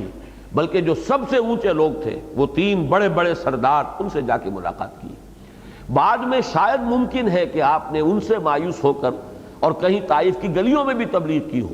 جبکہ آپ پر گلیوں میں پتھراؤ ہوا ہے، لیکن صراحت کہیں نہیں ملتی۔ صراحت اسی بات کی ملتی ہے کہ انہی تینوں نے، وہی جو فرائض طائف تھے، انہوں نے لوگوں کو جو ہے اشکار دیا کہ اب ذرا ان کی خبر بھی لو، اور بچوں نے اور لڑکوں نے اور جو اسٹریٹ ارچنز کہلاتے ہیں انہوں نے وہ پتھراؤ کرنا شروع کر دیا۔ تو یہ بات میں ثابت کر رہا ہوں کہ کسی معاشرے میں جو لوگ جتنے مؤثر ہوں، جتنی ان کی حیثیت ہو، جتنا ان کا دائرہ اثر و رسوخ جو ہے وسیع ہو، اتنی ہی اہمیت دی جانی چاہیے دعوت و تبلیغ کے ضمن میں۔ یہ معقول بات بھی ہے، اگر وہ ایمان لے آئے تو پورا معاشرہ جو ہے اس کو تبلیغ کو قبول کر لے گا۔ شہنشاہ قسطنطین، اس نے عیسائیت اختیار کر لی، پوری رومن امپائر عیسائی ہو گئی، اس لیے کہ بہرحال شہنشاہ ہے، رومن امپرر ہے، اس نے جب عیسائیت قبول کر لی ہے تو پوری سلطنت میں جتنے لوگ آباد تھے وہ عیسائی ہو گئے۔ یہی ہرقلیس جو ہے، جو حضور کے زمانے میں تھا، قیصر روم، ہرقل جسے ہم کہتے ہیں، ہرقلیس، وہ بھی یہی چاہتا تھا، پہچان چکا تھا حضور کو صلی اللہ علیہ وسلم۔ اس کی خواہش یہ تھی کہ میرے درباری، میرے یہ سردار، یہ 20,000 30,000 50,000 منصبدار اور یہ بڑے بڑے جو یہ ہائرارکی ہے ہماری مذہبی، یہ سب بھی ایمان لے آئیں تاکہ یہ نظام میرا جو ہے برقرار رہے۔ جیسے قسطنطین وہ وہ اگر عیسائی ہو گیا، پوری مملکت عیسائی ہو گئی تو اس کی شہنشاہیت پر کوئی آنچ نہیں آئی۔ اسی طریقے سے میں بھی اگر اسلام قبول کروں اور یہ بھی میرے ساتھ کر لیں تو پھر یہ ہے کہ یہ نظام برقرار رہے گا، میری بادشاہی جو ہے وہ میرے ہاتھ سے نہیں جائے گی۔ تو یہ چیز جو ہے ذہن میں رکھیے، عقلاً نقلاً غلط کام نہیں تھا، صحیح کام تھا۔ یہی حکمت تبلیغ ہے، یہی ہونا چاہیے کہ ان کی طرف توجہ زیادہ دی جائے۔ البتہ اب اس میں اس درجے حد اعتدال سے تجاوز کہ اس اعمیٰ، اس حضرت عبداللہ ابن ام مکتوم کی حق تلفی ہو گئی اور حضور نے تش روئی کا مظاہرہ کیا، یہ ہے گویا کہ خیر میں، جانب خیر میں حد اعتدال سے تجاوز ہے۔ اور جہاں تجاوز ہوا ہے، ایک پلڑا اگر نیچے گیا تو دوسرا پلڑا اوپر جائے گا، لا محالہ، جو تمہید میں نے عرض کیا تھا، اس میں گویا کہ حضرت عبداللہ ابن ام مکتوم کے احساسات مجروح ہوئے ہوں گے۔ ان کا جو حق ہے ایک اعتبار سے کہا جا سکتا ہے کہ وہ تلف ہوا ہے۔ اس پہلو سے جو بھی گرفت ہو رہی ہے اور حضور صلی اللہ علیہ وسلم کو ہدایت کی جا رہی ہے کہ آپ توازن پیدا کیجئے۔ اس توازن پیدا کرنے کے لیے جو بات کہی جا رہی ہے وہ اور طلب ہے بہت۔ یہ دعوت جو آپ پیش کر رہے ہیں یہ کوئی ایسی ہلکی شے نہیں ہے، یعنی اس بات کو بھی ذرا نوٹ کر لیجئے کہ ایک ہے داعی، ایک ہے دعوت۔ داعی جو ہے اگر اپنے آپ کو گراتا ہے اور گراتا ہے، تواضع اختیار کرتا ہے تو یہ دعوت کے حق میں مفید بھی ہو سکتا ہے، لیکن ایک پہلو سے یہ بھی ہو سکتا ہے کہ اس دعوت کی توہین ہو جائے۔ وہ پیغام کتنا اونچا ہے جو پیش کیا جا رہا ہے، آپ اگر اپنے خلوص اور اخلاص کی وجہ سے اپنے آپ کو اور بچھاتے چلے جائیں گے تو اس میں ہو سکتا ہے کہ اس دعوت کا مقام جو ہے وہ مجروح ہو جائے، اس کا رتبہ جو ہے وہ لوگوں کی نگاہوں میں گر جائے۔ اس میں بھی ایک بڑے توازن کی ضرورت ہے کہ جو بات آپ کہہ رہے ہیں وہ اتنی بلند ہے، جو شے آپ ان کے سامنے پیش کر رہے ہیں قرآن حکیم، یہ کوئی گری پڑی شے نہیں ہے، معاذ اللہ ثم معاذ اللہ، یہ تو بہت ہی بلند شے ہے، بہت احسان ہے اللہ کا، احسان عظیم کہ اس نے اپنا کلام جو ہے وہ آپ پر نازل فرمایا ہے ان لوگوں کے لیے، ان کی اپنی زبان میں۔ تو فرمایا کلا انہا تذکرہ فمن شاء ذکرہ فی صحف مکرمۃ مرفوعۃ مطہرۃ بایدی سفرۃ کرام بررہ۔ ہرگز نہیں، یہ کلا جو ہے گویا کہ نفی کرنے کے لیے آتا ہے، سابق میں جو بات آ رہی ہے اس کی نفی۔ ایسا نہ کیجئے، اس کا ترجمہ یہ ہوگا، اے نبی ایسا نہ کیجئے، اس حد تک ان کی رعایت نہ کیجئے، اس حد تک ان کے جو ہے وہ نخرے برداشت نہ کیجئے، اس حد تک ان کے درپے نہ ہو کہ دوسروں کا کہ جو چل کر آ رہے ہیں، جن میں رجحان ہے، جن میں طلب ہے، طلب صادق ہے، ان کی حق تلفی ہو جائے۔ کلا انہا تذکرہ، یہ تو تذکرہ ہے، یاد دہانی ہے۔ یہ لفظ جو ہے یہ بارہا میں عرض کر چکا ہوں، قرآن مجید کے لیے یہ بہترین تعبیر ہے، ذکرہ، تذکرہ، اس لیے کہ قرآن مجید جو دعوت لوگوں کے سامنے پیش کرتا ہے، جو اس کی بنیادی حکمت اور فلسفہ ہے، وہ در حقیقت فطرت انسانی کی جانی پہچانی چیز ہے، فطرت میں مضمر ہے، در حقیقت اس پر صرف پردے پڑ گئے ہیں، ذہول ہے، ماحول کے اثرات ہیں، غلط ماحول کی وجہ سے وہ چیز دب گئی ہے، ورنہ فطرت کس کو ہم کہتے ہیں؟ وہ روح جو ہمارے اندر ہے، اس روح کا تعلق اللہ تعالیٰ کے ساتھ ہے۔ یسألونک عن الروح قل الروح من امر ربی، اس روح میں معرفت رب بھی موجود ہے اور محبت رب بھی موجود ہے، اپنے مالک اور اپنے رب کی معرفت بھی موجود ہے اجمالی طور پر، اور اس کے اندر اللہ کی محبت بھی موجود ہے، لیکن پردے پڑ گئے ہیں۔ آگ بجھی ہوئی نہ جان، آگ دبی ہوئی سمجھ، اوپر جو ہے راکھ آ گئی ہے، انگارہ جو ہے اس کے اوپر راکھ آ گئی ہے۔ اب یہ کہ پردہ ہٹانا ہے۔ تذکرہ در حقیقت کسے کہتے ہیں؟ یاد کرا دینا۔ کوئی چیز آپ کے علم میں تھی لیکن کسی وجہ سے اب بھول گئے، زمانہ ہوا، ادھر ذہن نہیں منتقل ہوا، کہیں تذکرہ نہیں ہوا، آنکھ اوجل پہاڑ اوجل، سال ہر سال گزر گئے، کبھی دوست سے ملاقات نہیں ہوئی، دوست یاد نہیں آتا، کبھی خیال بھی نہیں آیا، اچانک کہیں کوئی بات ایسی ہو جاتی ہے جس کا تعلق اس دوست سے ہو، یا جیسے کہ میں نے بارہا مثال دی ہے کہ آپ نے ٹرنک کھولا اور اس میں سے کوئی رومال نکل آیا جو کبھی آپ کے دوست نے کبھی آپ کو تحفے کے طور پر دیا تھا، اچانک آپ کو اپنا دوست یاد آ جائے گا۔ اس میں آپ کی کسی کانشس ایفرٹ کو کوئی دخل نہیں، آپ اپنے دوست کو یاد کرنے کے لیے نہیں بیٹھے تھے کہ میں اس کی یاد تازہ کروں، بلکہ وہ تو از خود صرف یہ کہ آپ کے ذہن سے وہ چیز آپ کی یادداشت میں اس کے ذخیرے میں ذرا نیچے اتر گئی تھی، اس شے نے جس کا کہ مینٹل ایسوسیشن جسے آپ کہتے ہیں، جس کے ساتھ کہ ایک مینٹل ایسوسیشن تھی اپنے اس دوست کی، وہ شے سامنے آئی اور خود بخود جو ہے وہ دوست یاد آ گیا۔ اس معنی میں قرآن مجید در حقیقت جو بنیادی حقائق ہیں اس کائنات کے، اور انہی کا نام ایمان ہے، وہ ایمان فطرت انسانی میں ہے، قرآن اس کو ابھارتا ہے، اس کو اوپر لاتا ہے، جیسے کہ کوئی بھولی بسری بات کسی کو یاد کرا دی جائے، تو یہ یاد دہانی ہے، یاد کرانے کے لیے آیا ہے۔ کلا انہا تذکرہ، کچھ نہیں، ایسا نہ کیجئے، یہ تو تذکرہ ہے۔ انہا میں ضمیر مؤنث ہے تذکرہ کی مناسبت سے، اس کی رعایت سے، یہ تو تذکرہ ہے، یاد دہانی ہے۔ فمن شاء ذکرہ، تو جو کوئی چاہے اس سے یاد دہانی حاصل کر لے، یعنی یہ کہ یہ سارا ڈیپینڈ کرتا ہے انسان کے اپنے میلان، اپنے رجحان پر۔ اگر طلب ہے حقی اور حقیقت کی جستجو ہے، انسان پالے گا، نہیں ہے تو آپ لاکھ اس کو قرآن سناتے رہیے، لاکھ حکمت کے موتی اس کے سامنے بکھیرتے رہیے، اس کے لیے بیکار ہوں گے، اس کو کوئی فائدہ اس سے حاصل نہیں ہوگا، اس لیے کہ اس کے اپنے اندر طلب ہے ہی نہیں۔ کلا انہا تذکرہ فمن شاء ذکرہ، یہ تو تذکرہ ہے، یاد دہانی ہے، تو جو کوئی چاہے اس یاد دہانی سے فائدہ اٹھائے۔ الذکرہ ہو سے یہاں پر جو ہے چونکہ یہ ضمیر مذکر کی آ گئی ہے، یہ قرآن کی طرف لفظاً جو ہے، چاہے قرآن کا لفظ یہاں نہیں آیا ہے، اس سے نصیحت اخذ کر لے جو چاہے، اور قرآن کی مناسبت سے اب ضمیر جو آئی مذکر کی آ گئی۔ اس میں ایک بات میں آپ سے اور عرض کر دوں کہ قرآن مجید میں یہ بات اب تو کافی عرصے سے سامنے نہیں آئی ہے، اس سے پہلے بارہا میں نے عرض کیا ہے کہ اہم مضامین قرآن مجید میں کم سے کم 2 مرتبہ ضرور آتے ہیں۔ اس کا مثنیٰ قرآن میں کہاں ہے؟ سورہ کہف میں یہ مضمون آیا ہے، بلکہ اور زیادہ نکھر کر اور زیادہ واضح الفاظ میں۔ وہاں حضور کو حکم دیا گیا وَاصْبِرْ نَفْسَكَ مَعَ الَّذِينَ يَدْعُونَ رَبَّهُمْ بِالْغَدَاةِ وَالْعَشِيِّ يُرِيدُونَ وَجْهَهُ وَلَا تَعْدُ عَيْنَاكَ عَنْهُمْ تُرِيدُ زِينَةَ الْحَيَاةِ الدُّنْيَا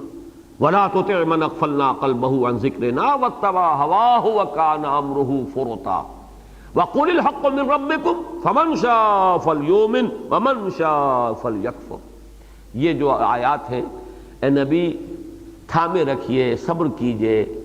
روکے رکھیے اپنے آپ کو ان لوگوں کے ساتھ جو اپنے رب کو یاد کرتے ہیں صبح و شام، چاہے وہ فقیر ہیں، چاہے وہ غلاموں کے طبقے سے ہیں، چاہے وہ مفلس ہیں، قلاش ہیں، فقراء میں سے ہیں، لیکن یہ کہ وہ اپنے رب سے محبت کرتے ہیں، اپنے رب کو پکارتے ہیں۔ وَاصْبِرْ نَفْسَكَ مَعَ الَّذِينَ يَدْعُونَ رَبَّهُمْ بِالْغَدَاةِ وَالْعَشِيِّ يُرِيدُونَ وَجْهَهُ، وہ اس کے روح انور کے طالب بن چکے ہیں، اللہ کی رضا کے طالب ہیں۔ اللہ کی رضا، جب کبھی انسان کسی سے خوش ہوتا ہے تو چہرہ اس کی طرف کرتا ہے، چہرے پر بشاشت ہوتی ہے، تو گویا کسی کے چہرے کا طالب ہونا اس کی رضا کا طالب ہونا ہے۔ یریدون وجہہ، وہ تو اللہ کی رضا کے جویا ہیں، متلاشی ہیں۔ ولا تعد عیناک عنہم، اور اے نبی دیکھیے اپنی نگاہیں ان سے ہٹا کر ان لوگوں کی طرف کے جو مالدار ہیں، سرمایہ دار ہیں۔ ولا تعد عیناک عنہم ترید زینۃ الحیات الدنیا۔ اب یہاں جیسا کہ میں نے عرض کیا، لفظی اعتبار سے بات اور زیادہ سخت ہو گئی ہے، اگرچہ مفسرین نے جب سورہ کہف ہم پڑھ رہے تھے، میں تفصیل سے بیان کر چکا ہوں کسی نے تو یہاں پر حمزہ استفہام کو مانا اترید زینت الحیات الدنیا، کسی نے یہ کہا ہے کہ اس سے مراد یہ ہے کہ دیکھنے والوں کو یہ محسوس ہوگا کہ محمد صلی اللہ علیہ وسلم بھی مال و دولت ہی کی وقت دیتے ہیں، اور اسی کی اہمیت ان کے نگاہوں میں ہے، سرمایہ داروں اور سرداروں کے پر اپنا وقت صرف کرتے ہیں، ہم فقیر لوگ، ہم غریب لوگ ان کی محفل میں جاتے بھی ہیں تو آپ کی التفات، آپ کی توجہ ہماری طرف نہیں ہوتی۔ دیکھنے والوں کو یہ اندازہ ہو سکتا ہے، اندیشہ ہے اس بات کا کہ انہیں یہ مغالطہ ہو جائے، لہٰذا آپ اس طرح کا طرز عمل اور روش اختیار نہ کریں۔ وَاصْبِرْ نَفْسَكَ مَعَ الَّذِينَ يَدْعُونَ رَبَّهُمْ بِالْغَدَاةِ وَالْعَشِيِّ، رو کے رکھیے، صبر کیجئے، اپنے آپ کو انہی لوگوں کی ان کی رفاقت کو غنیمت سمجھیے، چاہے وہ فقراء ہیں، چاہے وہ غریب ہیں، چاہے بے حیثیت ہیں، ان کا یہاں کی جو ایک یوں سمجھیے کہ چھوٹی سی شہری ریاست تھی مکے کی، اس کی ہائرارکی میں ان کا کوئی مقام نہیں، ان کی کوئی حیثیت نہیں، لیکن وہ اپنے رب کو پکارتے ہیں۔ یدعون ربهم بالغداة والعشی یریدون وجہہ ولا تعد عیناک عنہم ترید زینۃ الحیاۃ الدنیا ولا تطع من اغفلنا قلبه عن ذکرنا واتبع هواه وکان امرہ فرطا۔ ان لوگوں کا کہنا نہ مانیے، ان کی باتوں کی طرف التفات بھی نہ فرمائیے جن کے دلوں کو ہم نے غافل کر دیا ہے اپنی یاد سے۔ اغفلنا قلبہ، ہم نے غافل کیا اس کے دل کو، مطلب کیا ہے کہ ان میں جب میلان نہیں، رجحان نہیں، طلب نہیں، تو ہم نے بھی غافل کر دیا، غفلت کے پردے اور گہرے کر دیے، ان کے دلوں پر مہر لگا دی۔ ختم اللہ علی قلوبہم، اب انہیں نظر انداز کیجئے، ان کو کوئی حیثیت نہ دیجئے، ان کی طرف التفات فرمانا چھوڑ دیجئے۔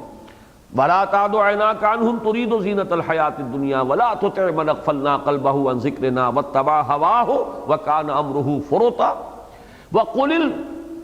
قُلِ الْحَقُّ مِنْ رَبِّكُمْ فَمَنْ شَاءَ فَلْيُؤْمِنْ وَمَنْ شَاءَ فَلْيَكْفُرْ، اور کہہ دیجئے یہ تو حق ہے تمہارے رب کی طرف سے جو میں پیش کر رہا ہوں،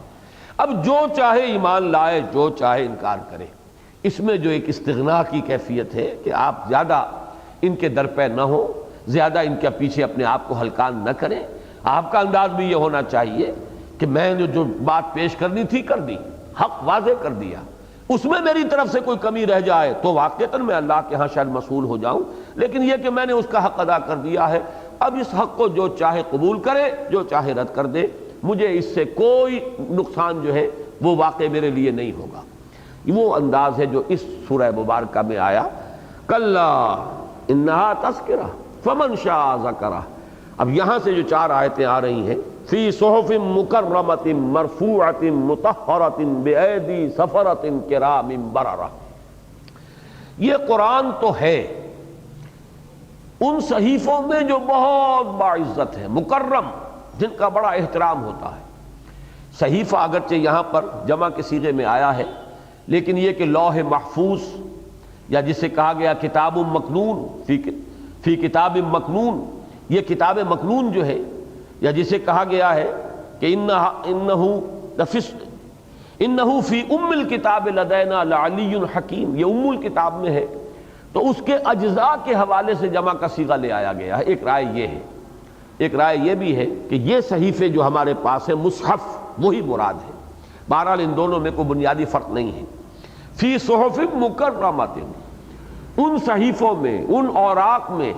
کہ جو بہت باعزت ہے، جن کا اکرام اور تکریم ہوتی ہے، مرفوعۃ، بلند و بالا، بہت اعلیٰ اور اونچی شان والے، مطہرۃ، نہایت پاک، کسی اعتبار سے کسی بھی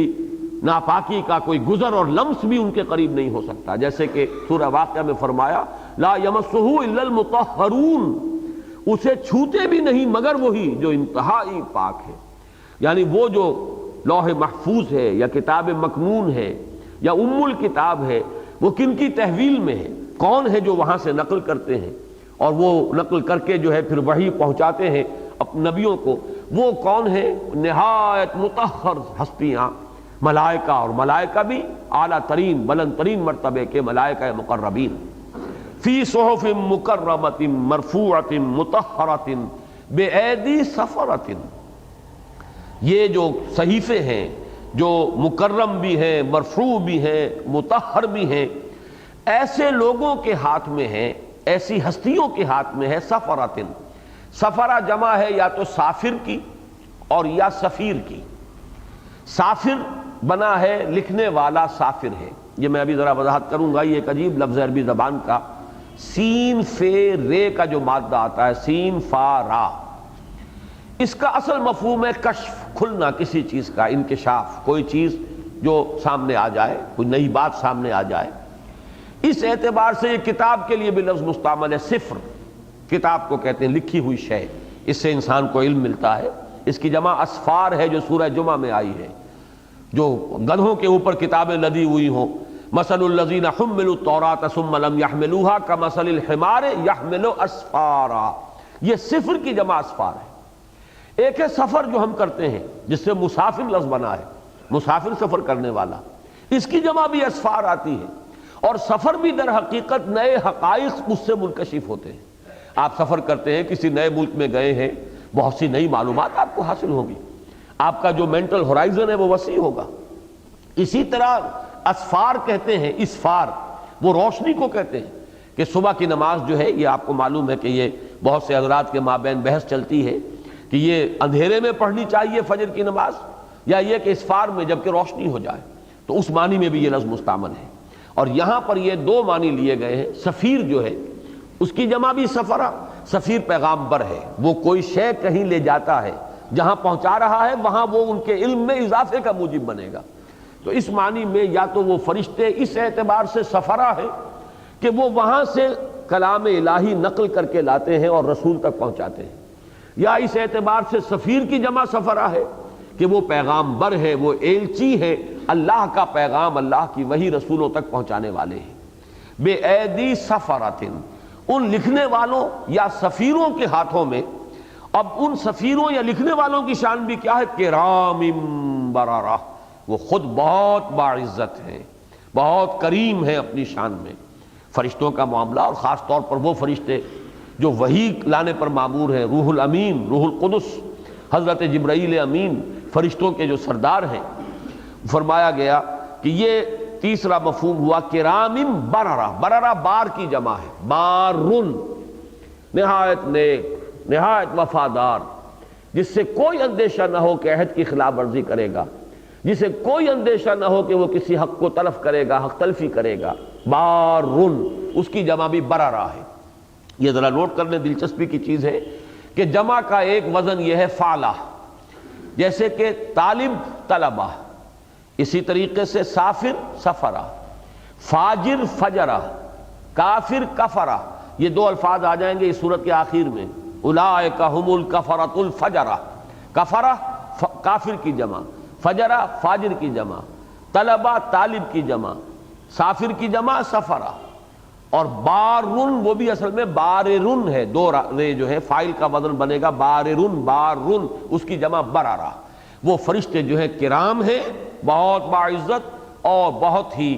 نیک اور بہت ہی قابل اعتماد، اور وہ کہ جن سے کسی شے کا وعدہ خلافی کا، حق تلفی کا کوئی اندیشہ نہ ہو. یہ میں آپ کو ایک حدیث بھی سنا دوں کہ حضرت عائشہ سے مروی ہے، صحیحین کی روایت ہے، امام مسلم امام بخاری دونوں لائے ہیں. الماہر بالقرآن مع السفرۃ الکرام البررہ، جو شخص قرآن کا ماہر ہو، عمدگی سے پڑھتا ہو، خوش الحانی سے پڑھتا ہو. پھر ماہر سے مراد صرف پڑھنا ہی نہیں ہے، مفہوم بھی جانتا ہو، اس لیے کہ وہاں تو اس ماحول میں تو کوئی شخص جن کا چونکہ مادری زبان عربی تھی لہذا قاری بھی کہتے تھے عالم کو، اور ماہر جو ہے صرف اگر قرات کا ماہر ہے تو وہ در حقیقت یہ تو ایک نیا مفہوم ہے جو ہمارے ہاں عجم میں آ کر اس لفظ کا بن گیا ہے. ورنہ ماہر کے معنی تو ہے کہ اس کے علم، اس کے حکمت کی بھی مہارت رکھنے والا، اور یہ کہ اس کا پڑھنا اس کی زبان پر جو ہے بہت رواں کر دیا ہو اللہ نے قرآن کو، اور وہ پڑھتا ہو بڑی عمدگی کے ساتھ تجوید کا حق ادا کرتے ہوئے. تو وہ ہے الماہر بالقرآن مع السفرۃ الکرام البررہ. یہ تین الفاظ جو یہاں پر آئے ہیں، بے ایدی سفرۃ کرام بررہ، جس کے بارے میں رائے جو ہے، جو غالب رائے وہ یہی ہے کہ یہ فرشتے مراد ہیں جن کی تحویل میں ہے لوح محفوظ، ام الکتاب جن کی تحویل میں ہے وہ فرشتے ہیں. بے ایدی سفرۃ کرام بررہ. لیکن یہی الفاظ حضور نے استعمال فرمائے. حضرت عائشہ راوی ہیں رضی اللہ تعالی عنہ کہ حضور نے فرمایا صلی اللہ علیہ وسلم الماہر بالقرآن مع السفرۃ الکرام البررہ. جو قرآن کا ماہر ہو اس کو تو معیت حاصل ہو گئی، معنوی نسبت حاصل ہو گئی، اس کو وہ درجہ حاصل ہو گیا جو ان فرشتوں کا ہے جن کی تحویل میں قرآن ہے، جن کے لیے کہا گیا سفرہ کرام بررہ، اور اس کے بعد کا جو ٹکڑا ہے وہ ہے در حقیقت دلجوئی کے لیے۔ والذی یتتعتع فیہ وہو علیہ شاق فلہ اجران، اور جو شخص اٹک اٹک کر پڑھتا ہو، محنت کرنی پڑتی ہو، اس پر شاخ گزرتا ہے۔ اب عجم کے لوگ جو ہیں، اور جب کہ ابھی شروع میں قرآن مجید سے متعارف ہو رہے تھے تو انہیں تو پڑھنے میں آسانی نہیں تھی۔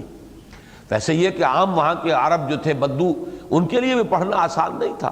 لیکن یہ کہ جو شخص محنت کر رہا ہے، مشقت کر رہا ہے، چاہے قرآن اس کی زبان پر رواں نہیں ہے، پھر بھی وہ اٹک اٹک کر پڑھ رہا ہو، والذی یتتعتع فیہ وہو علیہ شاق، اور وہ اس پر شاخ گزرتا ہو، بھاری گزرتا ہو، اس نے مشقت جھیلنی پڑ رہی ہے قرآن کے پڑھنے میں، فرمایا لہو اجران، اس کو اجر دوہرا ملے گا۔ یہ عجیب بات ہے جو میں نے کئی مرتبہ عرض کی ہے آپ سے، کہ کئی چیزوں کے اندر عجیب نسبت بدل جاتی ہے۔ ایک پہلو سے ایک شے بلند ہے، دوسرے پہلو سے دوسری شے کی اہمیت جو ہے وہ کچھ زیادہ ہو جاتی ہے،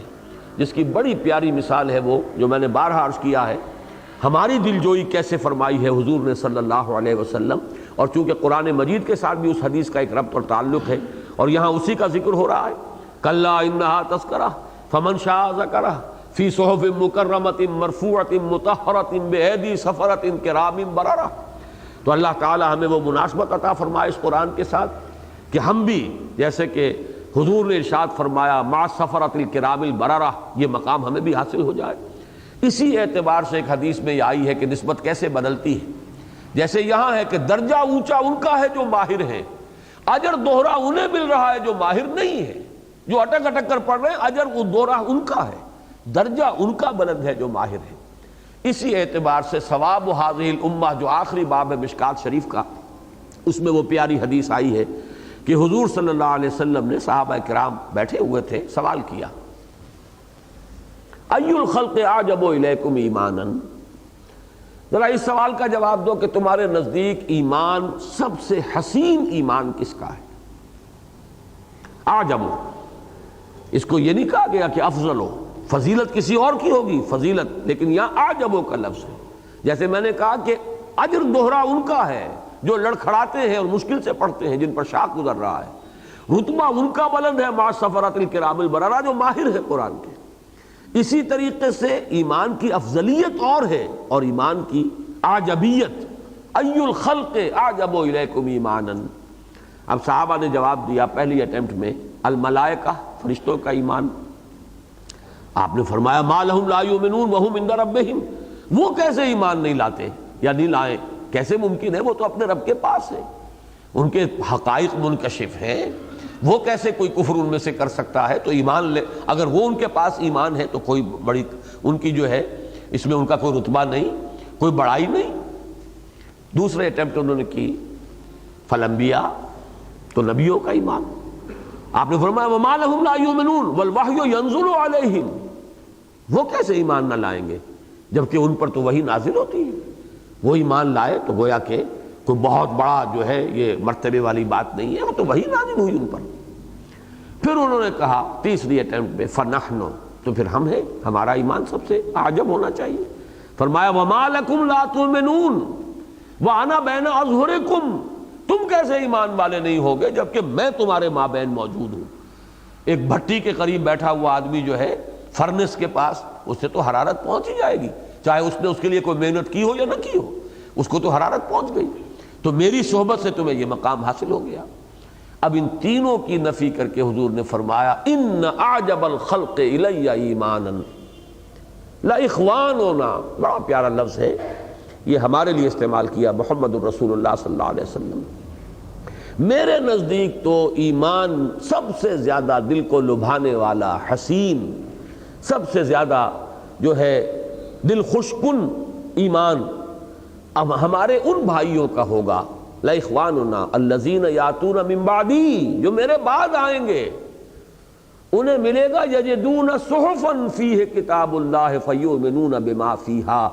انہیں تو وہ صحیفے ملیں گے جن میں اللہ کی کتاب درج ہوگی۔ میری صحبت تو انہیں ملے گی نہیں، البتہ وہ صحیفے مل جائیں گے جن میں اللہ کی کتاب درج ہوگی، پھر وہ اس پر ایمان لائیں گے، یؤمنون بما فیہا۔ یہ راستہ ہمارے لیے کھلا ہوا ہے. یہ جو یوں سمجھیے کہ اعجبیت ہے ایمان کی، وہ راستہ ہمارے لیے کھلا ہوا ہے. تو کتنی دلجوئی ہے، کتنا ہمارے لیے اس میں ایک اللہ تعالیٰ کی طرف سے ایک مقام اور مرتبہ ہے کہ جو اللہ نے ہمارے لیے بھی رکھا ہے. اگرچہ یہ ہم مانتے ہیں کہ افضل ایمان جو ہے وہ صحابہ کرام کا ہوگا. پوری امت میں کسی بڑے سے بڑے ولی کا ایمان بھی ادنا سے ادنا صحابی کے ایمان کو نہیں پہنچ سکتا. یہ اپنی جگہ پر ہے. تو افضلیت اور ہے، اور اعجبیت حسن کے اعتبار سے، دل کو لبھانے کے اعتبار سے یہ ان لوگوں کا ایمان ہے کہ جو صحبت نبوی سے فیضیاب نہیں ہوئے، انہیں یہ کتاب ملی. یہ اس حدیث میں لفظ بھی آیا ہے یجدون صحفا فیہ کتاب اللہ فیؤمنون بما فیہا کلا انہا تذکرہ فمن شاء ذکرہ فی صحف مکرمۃ مرفوعۃ مطہرۃ بایدی سفرۃ کرام بررہ. اب صحیفوں کے بارے میں مختلف مفسرین نے جو باتیں کہی ہیں وہ نوٹ کر لیجئے. پہلی بات جو اکثر کے نزدیک ہے وہ تو یہی کہ لوح محفوظ یا کتاب مکنون یا جسے کہا گیا ام الکتاب مراد وہ ہے. دوسری رائے یہ بھی ہے کہ یہ قرآن مراد ہے، اس سے یہ بھی تو صحیفہ ہے، مصحف ہے. اور تیسری رائے یہ ہے کہ اس سے مراد ہے صحف اولا، جیسے کہ قرآن مجید میں آیا ہے وَإِنَّهُ لَفِي زُبُرِ الْأَوَّلِينَ. یہ قرآن جو ہے، اس کا تذکرہ یا اس کا مضمون جو ہے وہ پچھلے جو صحیفے ہیں، پچھلی کتابیں ان میں موجود ہیں. یا جیسے فرمایا گیا ان ھذا لفی الصحف الاولی صحف ابراہیم و موسیٰ. بہرحال یہ بھی چونکہ ایک رائے ہے تو میں نے عرض کر دی ہے، لیکن اکثر و بیشتر سمجھیے اصل صحیفہ، اصل صحف وہ لوح محفوظ، کتاب مکنون، ام الکتاب، اس کی یہ نقل ہے. یہ میں نے بارہا الفاظ کہے، اصل وہ ہے، نقل یہ ہے. البتہ یہ مصدقہ نقل ہے ہمارے پاس اللہ تعالیٰ کی طرف سے، جیسے عدالت کے فیصلے کی مصدقہ نقل حاصل کی جاتی ہے. تو اصل قرآن تو وہ ہے لوح محفوظ میں. انہ لقرآن مجید فی لوح محفوظ، قرآن کریم فی کتاب مکنون، وہ ہے اصل قرآن. لیکن یہ کہ اس کی ایک مصدقہ نقل ہے جو اللہ نے ہمیں عطا فرمائی. قتل الانسان ما اکفرہ. اب یہاں سے جو مضمون آگے چل رہا ہے اس میں زیادہ وضاحت کی ضرورت نہیں ہوگی. اللہ تعالیٰ کی شان ربوبیت، اس کی خلاقی، اس کی جو بھی اس نے ساز و سامان پیدا فرمایا ہے انسان کے لیے، خود انسان کی تخلیق جن مراحل میں سے ہو کر گزری ہے، اس کی قدرت، اس کا علم، اس کی حکمت، اس کی صفات کاملہ، اس کے حوالے سے تذکیر، یہ کہ جو پچھلی صورتوں میں بھی بڑی تفصیل سے مضامین آ چکے ہیں، لہذا اس میں کوئی بہت زیادہ ہمیں بحث کی ضرورت نہیں ہوگی. قتل الانسان ما اکفرہ. یہ قتل الانسان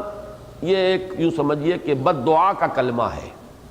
اگرچہ اللہ تعالیٰ کو کسی کو بد دعا دینے کی ضرورت نہیں ہے، اختیار مطلق تو اسی کے ہاتھ میں ہے. لیکن ظاہر بات ہے کہ قرآن مجید ہمارے لیے نازل کیا گیا تو ہماری زبان کے اسالیب اس میں استعمال کیے گئے. جیسے سورہ فاتحہ ہے الحمدللہ رب العالمین الرحمن الرحیم، آگے یہ بھی اہدنا الصراط المستقیم، کلام اللہ کا ہے، ہمیں تلقین کیا گیا ہے، ہم یوں کہیں کہ پروردگار ہمیں ہدایت عطا فرما سیدھی راہ کی. تو اسی طریقے سے اس میں اسالیب جو ہے عام عربی زبان کے جو مستعمل تھے اور کلام انسانی کا جو عام اسالیب ہیں وہ سب اس میں معلوم ہے. قتل الانسان، مارا جائے یہ انسان، ہلاک ہو یہ انسان. اس کا ترجمہ کسی نے کہا لعنت ہو اس انسان پر، کسی نے کہا برا ہو اس انسان کا. بہرحال یہ الفاظ عبارات ناشتا و حسن کا واحد. قتل الانسان ما اکفرہ، کتنا ناشکرا ہے، یہ شکر نہیں کرتا، دیکھتا نہیں ہماری نعمتوں کو، ہم نے کہاں سے کہاں اسے پہنچایا ہے، گندے پانی کی بوند سے اس کی تخلیق کی ہے، اس میں کیا کیا صلاحیتیں رکھ دی ہیں، سماعت، بصارت. انا خلقنا الانسان من نطفۃ امشاج نبتلیہ فجعلناہ سمیعا بصیرا الم یکن نطفۃ من منی یمنی ثم کان علقۃ فخلق فسوی فجعل منہ الزوجین الذکر والانثی.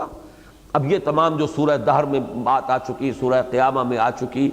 اور یہ اس سے پہلے آ چکا سورۃ المرسلات میں الم نخلقکم من ماء مہین ثم فجعلناہ فی قرار مکین. اب ان کی طرف اشارہ ہو رہا ہے. قتل الانسان ما اکفرہ، مارا جائے یہ انسان، ہلاک ہو، برا ہو انسان کا. البتہ یہ کہ یہاں یہ وضاحت ہو جائے کہ اس سے مراد تمام انسان نہیں ہے، بلکہ معین انسان یا تو ہوگا کوئی ایک شخص جو خاص طور پر جو اس سورہ مبارکہ کے بین السطور میں جس کا تذکرہ ہو رہا ہو، وہ ان فرعونہ میں سے کوئی ایک فرعون، قریش کے فرعونوں میں سے، یا یہ ہے کہ وہ بحیثیت مجموعی ایک گروہ کے اوپر اس کا اطلاق ہو رہا ہے، وہی فرعونہ قریش. ہلاک ہو انسان، کس قدر کتنا زیادہ ناشکرا ہے، من ای شیء خلقہ، ذرا سوچے تو صحیح کس شے سے اللہ نے اسے تخلیق فرمایا ہے، وہ شے کہ جس کا انکار کوئی کر ہی نہیں سکتا، ہر انسان جانتا ہے۔ اس سے پہلے مٹی سے پیدا کیا، مٹی، یہ چیزیں تو چلیے آپ کے علم سے باہر، آپ کے احاطے سے باہر، آپ کے مشاہدے سے باہر، وہ کیسے آپ اس کا تصور کریں، کیسے آپ کو علم حاصل ہو، لیکن یہاں یہ ابتدا تو ہر ایک کو معلوم ہے، من نطفہ، پیدا کیا نطفے سے، گندے پانی کی ایک بوند سے تخلیق فرمائی، خلقہ فقدرہ، اس کو بنایا، اس کی تخلیق کی، پھر اس کا ایک اندازہ مقرر کیا، اندازہ ٹھہرایا۔ اگرچہ لفظ جو ہے یہاں پر وہ تقدیر کا لفظ آیا ہے، قدر یقدر تقدیراً، اب تقدیر کا ایک خاص مفہوم ہمارے ذہنوں میں بیٹھا ہوا ہے، میں یہ نہیں کہتا کہ وہ مفہوم یہاں مراد نہیں ہے، یہ تقدیر نوعی بھی ہوتی ہے اللہ کی طرف سے، نوع انسان کی ایک تقدیر ہے، اس کا ایک اندازہ مقرر کیا گیا ہے۔ انسان کے اندر ذہانت فطانت کتنی بھی ہے، یہ اڑ نہیں سکتا، اور چھوٹا سا پرندہ جو ہے وہ اڑتا ہے فضا کے اندر، تو یہ نوعی تقدیر ہے کہ ہر نوع کے لیے اپنی تخلیق میں سے اللہ نے اندازے مقرر کر دیے ہیں، اس کی کیا لیمٹس ہیں، اس میں کیا کیا پوٹینشیلٹیز ہیں، کیا کیا صلاحیتیں ہیں، اور کیا یہ کہ اس کی لیمٹس ہے، اس سے آگے یہ نہیں بڑھ سکتا، جسے آپ انگریزی میں کہتے ہیں کہ one can't outgrow his skin,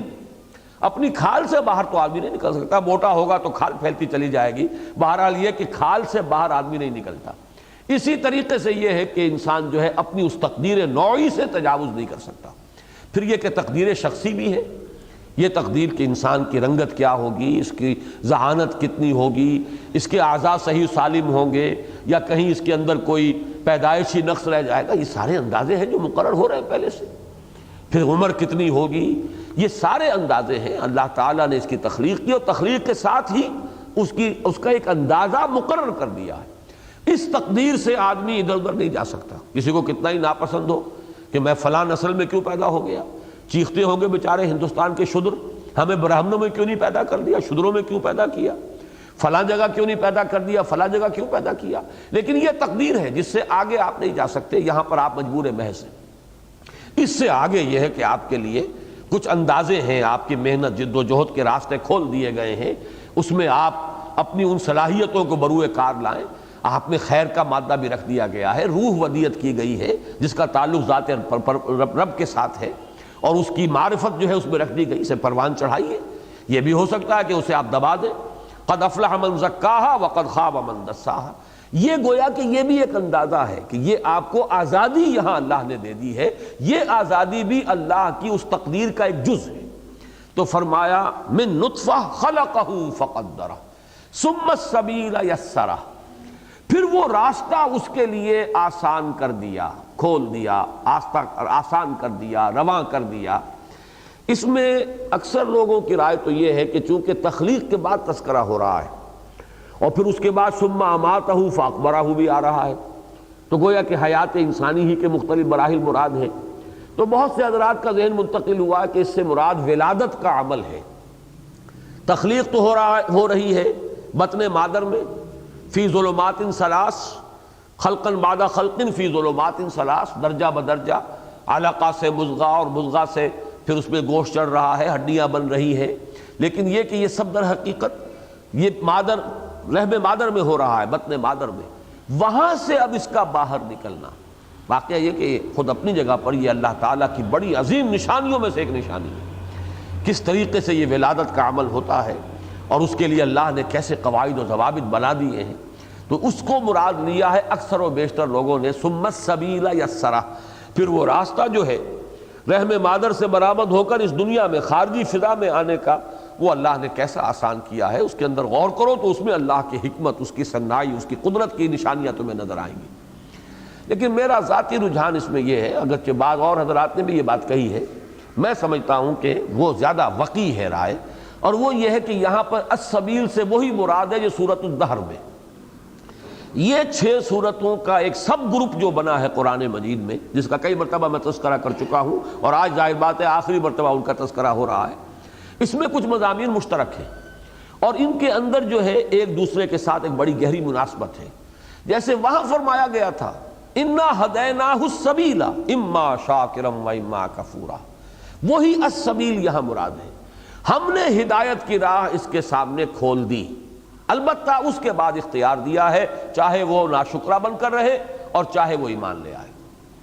اما شاکرم و اما کفورا، شکر گزار بنے یا ناشکرہ بنے، لیکن یہ نہیں کہہ سکتا انسان کہ حق اس پر واضح نہیں کیا گیا، اس کی تو فطرت میں رکھا ہوا ہے، اس کے دل کے آئینے میں ہے تصویر یار، جب ذرا گردن جھکائی دیکھ لی، ذرا اپنے اندر جھانکو تو صحیح، وفی انفسکم افلا تبصرون، کبھی اپنے من میں ڈوب کر پا جا سراغ زندگی، اپنے اندر دیکھو گے تو وہ ہدایت تمہیں مل جائے گی۔ لہذا ہم نے تو ہدایت واضح کر دی ہے، ہم نے وہ السبیل یعنی سواء السبیل، صراط مستقیم، یہ سورۃ الدہر کا درس دیتے ہوئے میں تفصیل سے بیان کر چکا ہوں کہ یہاں السبیل جنہوں نے یہ سمجھا ہے کہ نیکی اور بدی کا راستہ ہم نے واضح کر دیا، ان کو مغالطہ لگا ہے۔ السبیل ایک ہی راستے کے لیے آئے گا، اور وہ راستہ ہے صراط مستقیم، صراط السوی، یہ سواء السبیل ہم نے کھول دیا، واضح کر دیا۔ یہ اتمام حجت ہے جو اللہ کی طرف سے جبلی طور پر اور فطری اعتبار سے ہر انسان کے اوپر ہو چکا ہے۔ ثم السبیل یسرہ، پھر وہ راستہ جو ہے سیدھا راستہ، حق کا راستہ، ہم نے اسے اس کے لیے آسان بنا دیا۔ ثم اماتہ فاقبرہ، پھر اسے موت دی اور اسے قبر میں دفن کرا دیا۔ اقبرہ، اقبار، یہ گویا کہ باب افعال ہے، متعدی بنے گا یہ فعل، ہم نے کرا دیا، دفن کرا دیا زمین میں اسے، گویا کہ جسے آپ کہتے ہیں کہ امانت رکھ دیا۔ اب یہ امانت ہمارے ہاں تو ہے کہ کسی جگہ پر عارضی طور پر کسی کو دفن کیے جائے، یہ امانت رکھی گئی ہے، یہ میت گویا کہ اس کو نکالنا مقصود ہے، لیکن در حقیقت ہر میت امانت ہے ایک وقت میں اللہ تعالیٰ، یہ اللہ کی امانت تو ہے، چاہے وہ فوری طور پر اسے دفن کیا گیا ہو، چاہے یہ کہ کہیں پر وہ اس کے اجزاء تحلیل ہو کر اور پھر مٹی میں مل گئے ہوں، اگر وہ کسی مچھلی نے بھی اس کو کھایا ہے تو اس کی بھی اجزاء پھر تحلیل ہوں گے اور کہیں نہ کہیں جا کر وہ سمندر کی تہ میں کہیں بیٹھ جائیں گے، وہ لازماً اسی کا جز بنے گا اس زمین کا، جس کو کہ ہم نے سورہ مرسلات میں پڑھا ہے، الم نجعل الارض کفاتا احیاء و امواتا، کیا ہم نے اس زمین کو نہیں بنا دیا سمیٹ لینے والی، مردوں کو بھی زندوں کو بھی،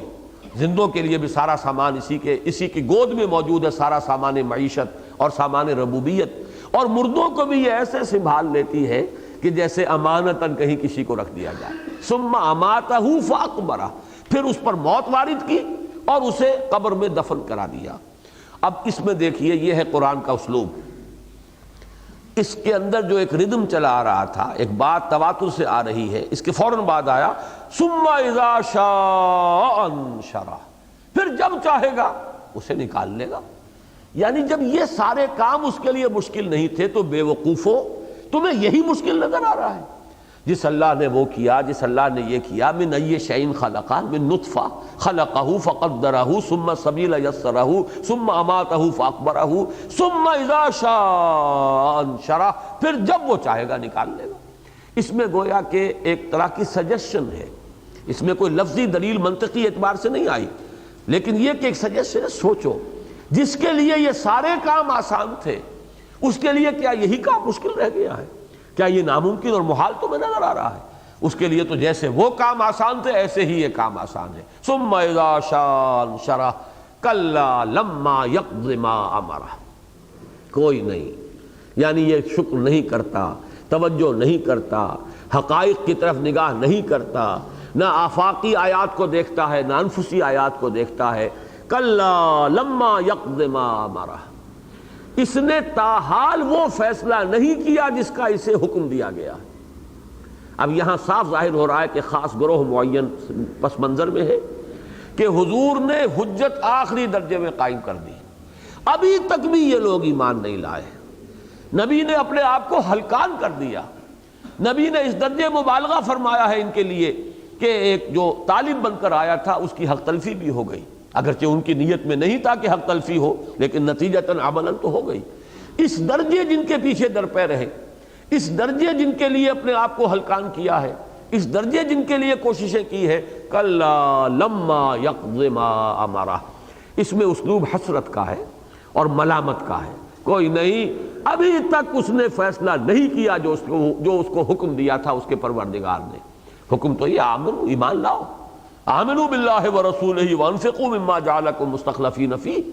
ایمان لاؤ اللہ پر اور اس کے رسول پر، اور کھپا دو، لگا دو جس چیز کے اندر بھی اس نے تمہیں اختیار عطا فرمایا ہے، استخلاف عطا فرمایا، اس کی راہ میں لگا دو۔ یہ حکم ہے آمنو، لیکن یہ کہ یہ ایمان نہیں لا رہے، یہ بات نہیں مان رہے، نہ تزکیہ اختیار کر رہے ہیں، نہ تذکر اختیار کر رہے ہیں، اس کی طرف ان کا میلان ہی نہیں۔ کلا لما یقض ما امرہ فلینظر الانسان الی طعامہ۔ اب ایک تو مشاہدہ کرایا تھا یا یاد دہانی کرائی تھی تخلیق کے مختلف مراحل، گندے پانی کی ایک بوند سے اور سقراط اور بقراط تک بنا کر اللہ نے کھڑے کیے اس دنیا کے اندر۔ دوسرا یہ ہے کہ اس انسان کی اس دنیاوی زندگی کی ضروریات پوری کرنے کے لیے اس مٹی سے بنایا تھا، اس مٹی سے اس کی غذا کیسے کیسے فراہم کی ہے، جیسے آ چکا ہے اخرج منہا ماہا و مرعاہا، اسی زمین سے اللہ تعالیٰ نے اس انسان کے لیے پانی نکالا اور اس کے لیے خوراک نکالی۔ یہاں پر اب اس خوراک کا تذکرہ ہو رہا ہے۔ فَلْيَنظُرِ الْإِنسَانُ إِلَىٰ طَعَامِهِ، تو ذرا انسان اپنے کھانے ہی پر غور کر لے۔ بہت دور نہیں دیکھ پا رہا، گیلیکسیز نظر نہیں آ رہی اسے، اور وہ ابھی اس دور تک بھی نہیں پہنچا ہے کہ گیلیکسیز کا کوئی تصور ہو، کائنات کی وسعت کا کوئی اندازہ کر سکے۔ ابھی مائکروسکوپ بھی ایجاد نہیں ہوئی ہے کہ وہ دیکھ سکے کہ ہر پتے کے اندر ایک کارخانہ چل رہا ہے، فوٹو سنتھسس کا عمل ہو رہا ہے، اور یہ جو انرجی ہے سولر انرجی اسے یہ پتا جذب کر رہا ہے، اور یہ فوٹو سنتھسس کا جو ہے عمل گویا کہ ایک کارخانے کی شکل میں جائز۔ چلیے نہ مائکروسکوپ ہے نہ ٹیلیسکوپ ہے، کچھ نہیں ہے، لیکن یہ کھانا جو کھاتے ہو اس پر تو غور کر لو، یہ تو ہر ایک کے سامنے کی شے ہے۔ کیسے اللہ نے کون کون سی قوتیں ہیں جو اس کے لیے لگ رہی ہیں، سورج کی تمازت اس میں صرف ہوئی ہے، ہوائیں چلی ہیں، بادلوں نے کہاں سے کہاں تک کا سفر کیا ہے، بارشیں برسی ہیں، پھر زمین نے اپنے خزانے نکالے ہیں، کتنے کچھ عناصر فطرت صرف ہوئے ہیں، تب تمہیں یہ لقمے میسر آئے ہیں۔ اس کی حکمت کا، اس کی ربوبیت کا، اس کے علم کا، اس کی قدرت کا، اس کی ان صفات کا کوئی تصور تو کرو۔ فَلْيَنظُرِ الْإِنسَانُ إِلَىٰ طَعَامِهِ، تو چاہیے انسان کو کہ ذرا دیکھے، غور کرے، توجہ کرے اپنے کھانے کی طرف۔ اَنَّا صَبَبْنَا الْمَاءَ صَبًّا، ہم نے پانی برسایا جیسے کہ برسایا جاتا ہے، چھاجوں پانی برسایا۔ مان سجاجا، یہ سورۃ النبا میں لفظ آ چکا ہے، چھاجوں پانی برسایا ہم نے، بارش کی ہے۔ صَبَبْنَا الْمَاءَ صَبًّا، سب کے معنی ہوتے ہیں تریڑے دینا، کسی کے اوپر کوئی شے برسانا، جیسے کہ آیا ہے سورہ حج میں غالباً کہ پھر وہ جہنمی جو لوگ ہوں گے ان کے سروں کے اوپر حمیم کے اور کھولتے ہوئے پانی کے تریڑے دیے جائیں گے، برسایا جائے گا پانی ان کے کھوپڑیوں کے اوپر۔ انا صببنا الماء صبا، ہم نے برسایا پانی جیسے کہ برسایا جاتا ہے، یہ مفعول مطلق ہے کسی شے کی اصل حقیقت کو سامنے لانے کے لیے۔ ثم شققنا الارض شقا، پھر پھاڑا ہم نے زمین کو جیسے پھاڑا جاتا ہے۔ اس کا ایک مفہوم تو اصلاحی صاحب نے لیا ہے، ویسے وہ کچھ بعید محسوس ہوتا ہے، وہ یہ کہ پانی کا محض گر جانا زمین پر، برس آنا، یہ کافی نہیں ہے جب تک کہ زمین کے مسام نہ کھلے اور ان میں پانی داخل نہ ہو۔ گویا کہ یہاں پر زمین کا کھلنا یا شق ہونا یہ پانی کے جذب ہونے کے لیے تعبیر کیا گیا ہے۔ اکثر کی رائے یہ ہے کہ اس سے مراد ہے کہ جب کوئی چیز اب اگتی ہے تو زمین کو پھاڑ کر اس کی سوئی نکلتی ہے، یہ ہے اکثر کا، لیکن بہرحال وہ ایک ان کا ذہن ادھر منتقل ہوا ہے، کیونکہ ایک مقام پر آیا ہے قرآن مجید میں، کیا یہ دیکھتے نہیں کہ آسمان اور زمین دونوں بند تھے، کانتا رتقا ففتقناہما، دونوں بند تھے تو ہم نے دونوں کو کھول دیا۔ آسمان بند تھا، بارش نہیں ہو رہی تھی، اللہ نے کھول دیا، آسمان سے پانی کو برسا دیا۔ زمین بند تھی، کوئی شے اگ نہیں رہی تھی، ہم نے اسے کھول دیا، اس میں رویدگی آ گئی۔ اس کے حوالے سے انہوں نے رائے ظاہر کی ہے، اس سے مراد ہے پانی برسایا اور پھر زمین کے مسام کھول دیے، اس کے اندر پانی جذب ہو گیا۔ لیکن میرے نزدیک دوسری رائے جو ہے اکثر مفسرین کی وہ زیادہ راجح ہے، اور وہ یہ کہ مراد یہ ہے کہ پانی برسایا، پھر زمین پھٹی، شق ہوئی اور اس میں سے وہ سوئی نکلی۔ انا صببنا الماء صبا ثم شققنا الارض شقا فانبتنا فيها حبا، پھر ہم نے اس میں اگائے حب، حبوب، یہ دانے، اناج، سب سے زیادہ انسان کو اس کی ضرورت ہے، یہی گویا کہ اس کی خوراک کا جو جزو اعظم ہے، تو یہ سب سے پہلے تذکرہ۔ اور اس میں ایک ترتیب اصلاحی صاحب نے بیان کی ہے، وہ اچھی ہے، وہ یہ ہے کہ زمین سے اگنے والی چیزیں کچھ تو وہ ہیں جو زمین کے ساتھ ہی لگی رہتی ہیں۔ اب پودا جو ہے گندم کا کتنا اونچا ہوگا، ایک درخت ہوتے ہیں وہ ذرا اور اونچے ہیں، تو گویا کہ زمین سے یہ جو الفاظ اب آ رہے ہیں یہ اس انداز میں آ رہے ہیں کہ نیچے سے اوپر کی طرف ایک تدریجی ارتقاء ہو رہا ہے۔ انا صببنا الماء صبا ثم شققنا الارض شقا فانبتنا فيها حبا، ہم نے اس میں اناج اگایا. وعنبا وقضبا، اور انگور، یہ گویا کہ پھلوں میں سے جو سب سے زیادہ ایک لوگوں کا مرغوب پھل رہا ہے، اس لیے کہ وہ صرف پھل کی حیثیت سے نہیں بلکہ اس سے شراب کشید کی جاتی تھی. تو عنبا وقضبا، اور قضبن سے مراد ہے ترکاریاں، اور عام طور پر وہ ترکاریاں کہ جیسے ساگ ہوتا ہے، پالک کا ساگ ہے، اور جو چیز کے کاٹ لی جاتی ہے اور اس کو پکا لیا جاتا ہے. باقی اور سبزیاں جو ہے اس کو بھی بعض لوگ داخل سمجھتے ہیں، لیکن اکثر و بیشتر یہ ساگ جو ہے، یہ مختلف قسم کے ساگ جو کہ بالکل گھاس کی طرح اگتے ہیں زمین سے، اور پھر وہ انسان کے لیے سالن کا کام دیتے ہیں.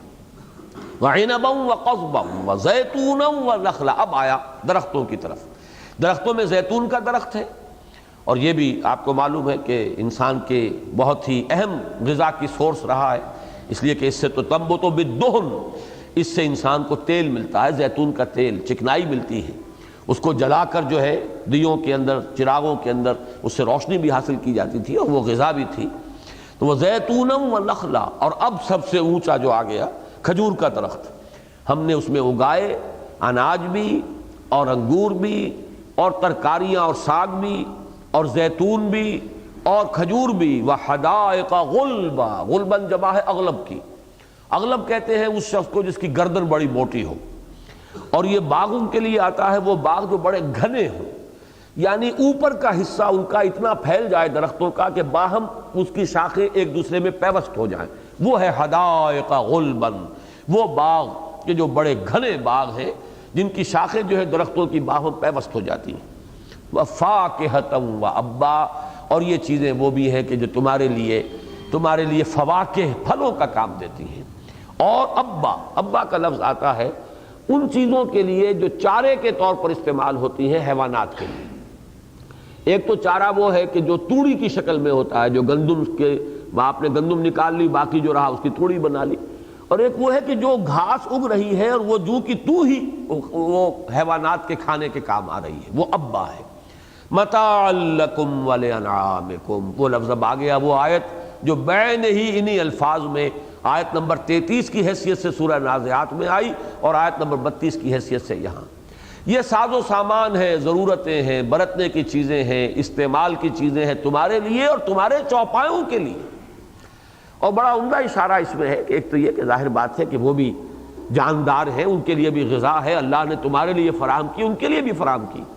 مزید برآں وہ خود تمہارے لیے مزید غذا کا سورس بنتے ہیں. انہی سے تمہیں دودھ ملتا ہے، چکنائی ملتی ہے، ان سے نہ معلوم ان کا گوشت ہے جو تمہارے لیے بہترین غذا کا کام دیتا ہے. تو یہ گویا کہ ایک تو براہ راست وہ چیزیں ہیں کہ جو اگ رہی ہیں زمین سے اور وہ ہمارے تغذیہ کی ضرورت پوری کر رہی ہیں. ایک وہ حیوانات، انعام ولانعامکم، وہ بھی در حقیقت ہمارے لیے سورس آف فوڈ ہے، لیکن یہ ہے کہ وہ انڈائریکٹلی زمین سے ان کو ہی وہ اللہ تعالیٰ غذا دے رہا اور پال رہا ہے.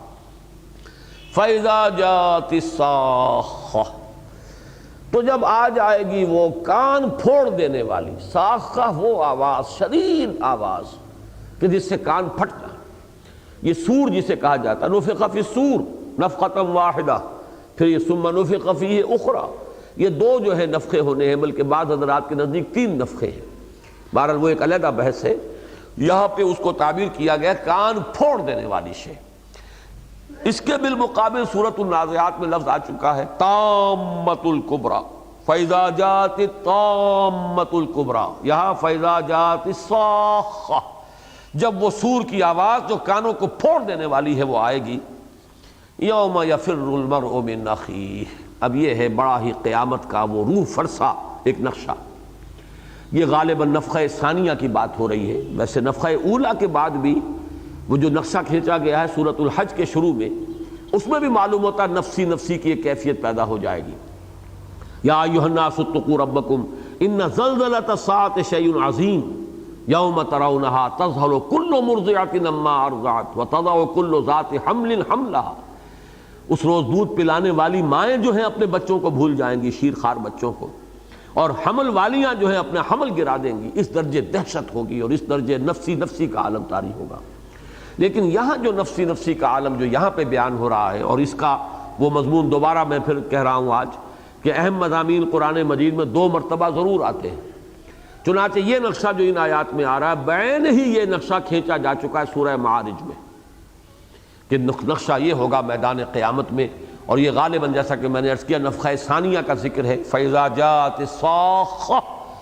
یوم یفر المرء من اخیہ، جس دن کہ بھاگے گا انسان اپنے بھائی سے۔ بھائی دنیا میں بڑا عزیز ہوتا ہے، دست و بازو ہوتا ہے، مددگار ہوتا ہے، پشت پناہ ہوتا ہے، لیکن بھاگے گا۔ بھاگے سے مراد یہ ہے کہ کسی کو کسی کی پرواہ نہیں ہوگی، کوئی کسی کے کام نہیں آ سکے گا، کوئی کسی کی حال پرسی نہیں کرے گا، کوئی کسی کی کوئی مدد نہیں کر سکے گا، کسی کو کسی کا خیال تک نہیں ہوگا۔ جیسے کہ حدیث میں آتا ہے نفسی نفسی کا عالم ہوگا کہ ہر ایک کو پڑی ہوگی اپنی جان کی۔ بھاگے گا انسان، دوڑے گا انسان، نہیں پوچھے گا انسان انا اپنے بھائی کو وَأُمِّهِ وَأَبِيهِ، اور اس کے اپنے باپ کو، اپنی ماں کو، وَصَاحِبَتِهِ وَبَنِيهِ، اور اپنی بیوی کو، رفیقہ حیات کو، صاحبتہ وبنیہ، اور اپنی اولاد کو، اپنے بیٹوں کو۔ یہاں پہ ذرا نوٹ کر لیجئے کہ یہاں ترتیب ہے ابعد سے اقرب کی طرف۔ یہ جو رشتے ہیں ان میں قریب ترین رشتہ جو ہے وہ بیوی اور اولاد اور بیٹوں کا ہوتا ہے، اسی لیے بار بار آیا ہے ازواجکم و اولادکم، یہ ہے جو تمہارے لیے سب سے بڑا خطرہ ہے، یا ایھا الذین آمنوا ان من ازواجکم و اولادکم عدوا لکم، اس لیے کہ سب سے بڑی محبت جو ہے انہی کی ہوتی ہے۔ اس کے بعد ماں باپ، اس لیے کہ بھائی بہن جو ہے وہ تو بالواسطہ رشتہ دار ہوتے ہیں ماں باپ کے حوالے سے، ماں باپ پر جا کر جو ہے در حقیقت وہ رشتہ قائم ہوتا ہے کہ جس کے حوالے سے کوئی بہن ہے، کوئی باپ، کوئی بھائی ہے، اس پہلو سے وہ ابعد رشتہ ہے بھائی کا یا بہن کا۔ تو سب سے زیادہ جو ہے طبعی طور پر وہ بیوی اور بیٹے، اولاد میں خاص طور پر بیٹے جو طبعاً زیادہ لوگوں کو یعنی محبوب ہوتے ہیں، پھر ماں باپ جن پر کہ پھر ایک اور رشتہ اس کے حوالے سے آیا اور وہ ہے بھائی بہن۔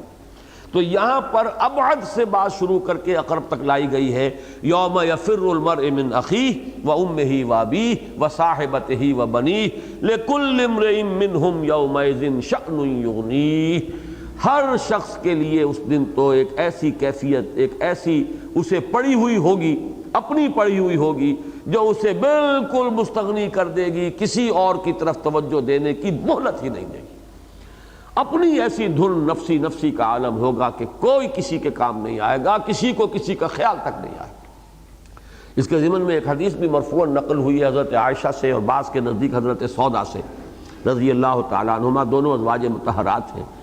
کہ کہیں حضور نے فرمایا کہ جب میدان حشر میں لوگ جب اٹھائے جائیں گے تو سب برہنہ ہوں گے۔ تو انہوں نے حیرت سے پوچھا کہ حضور سب برہنہ ہوں گے تو کیا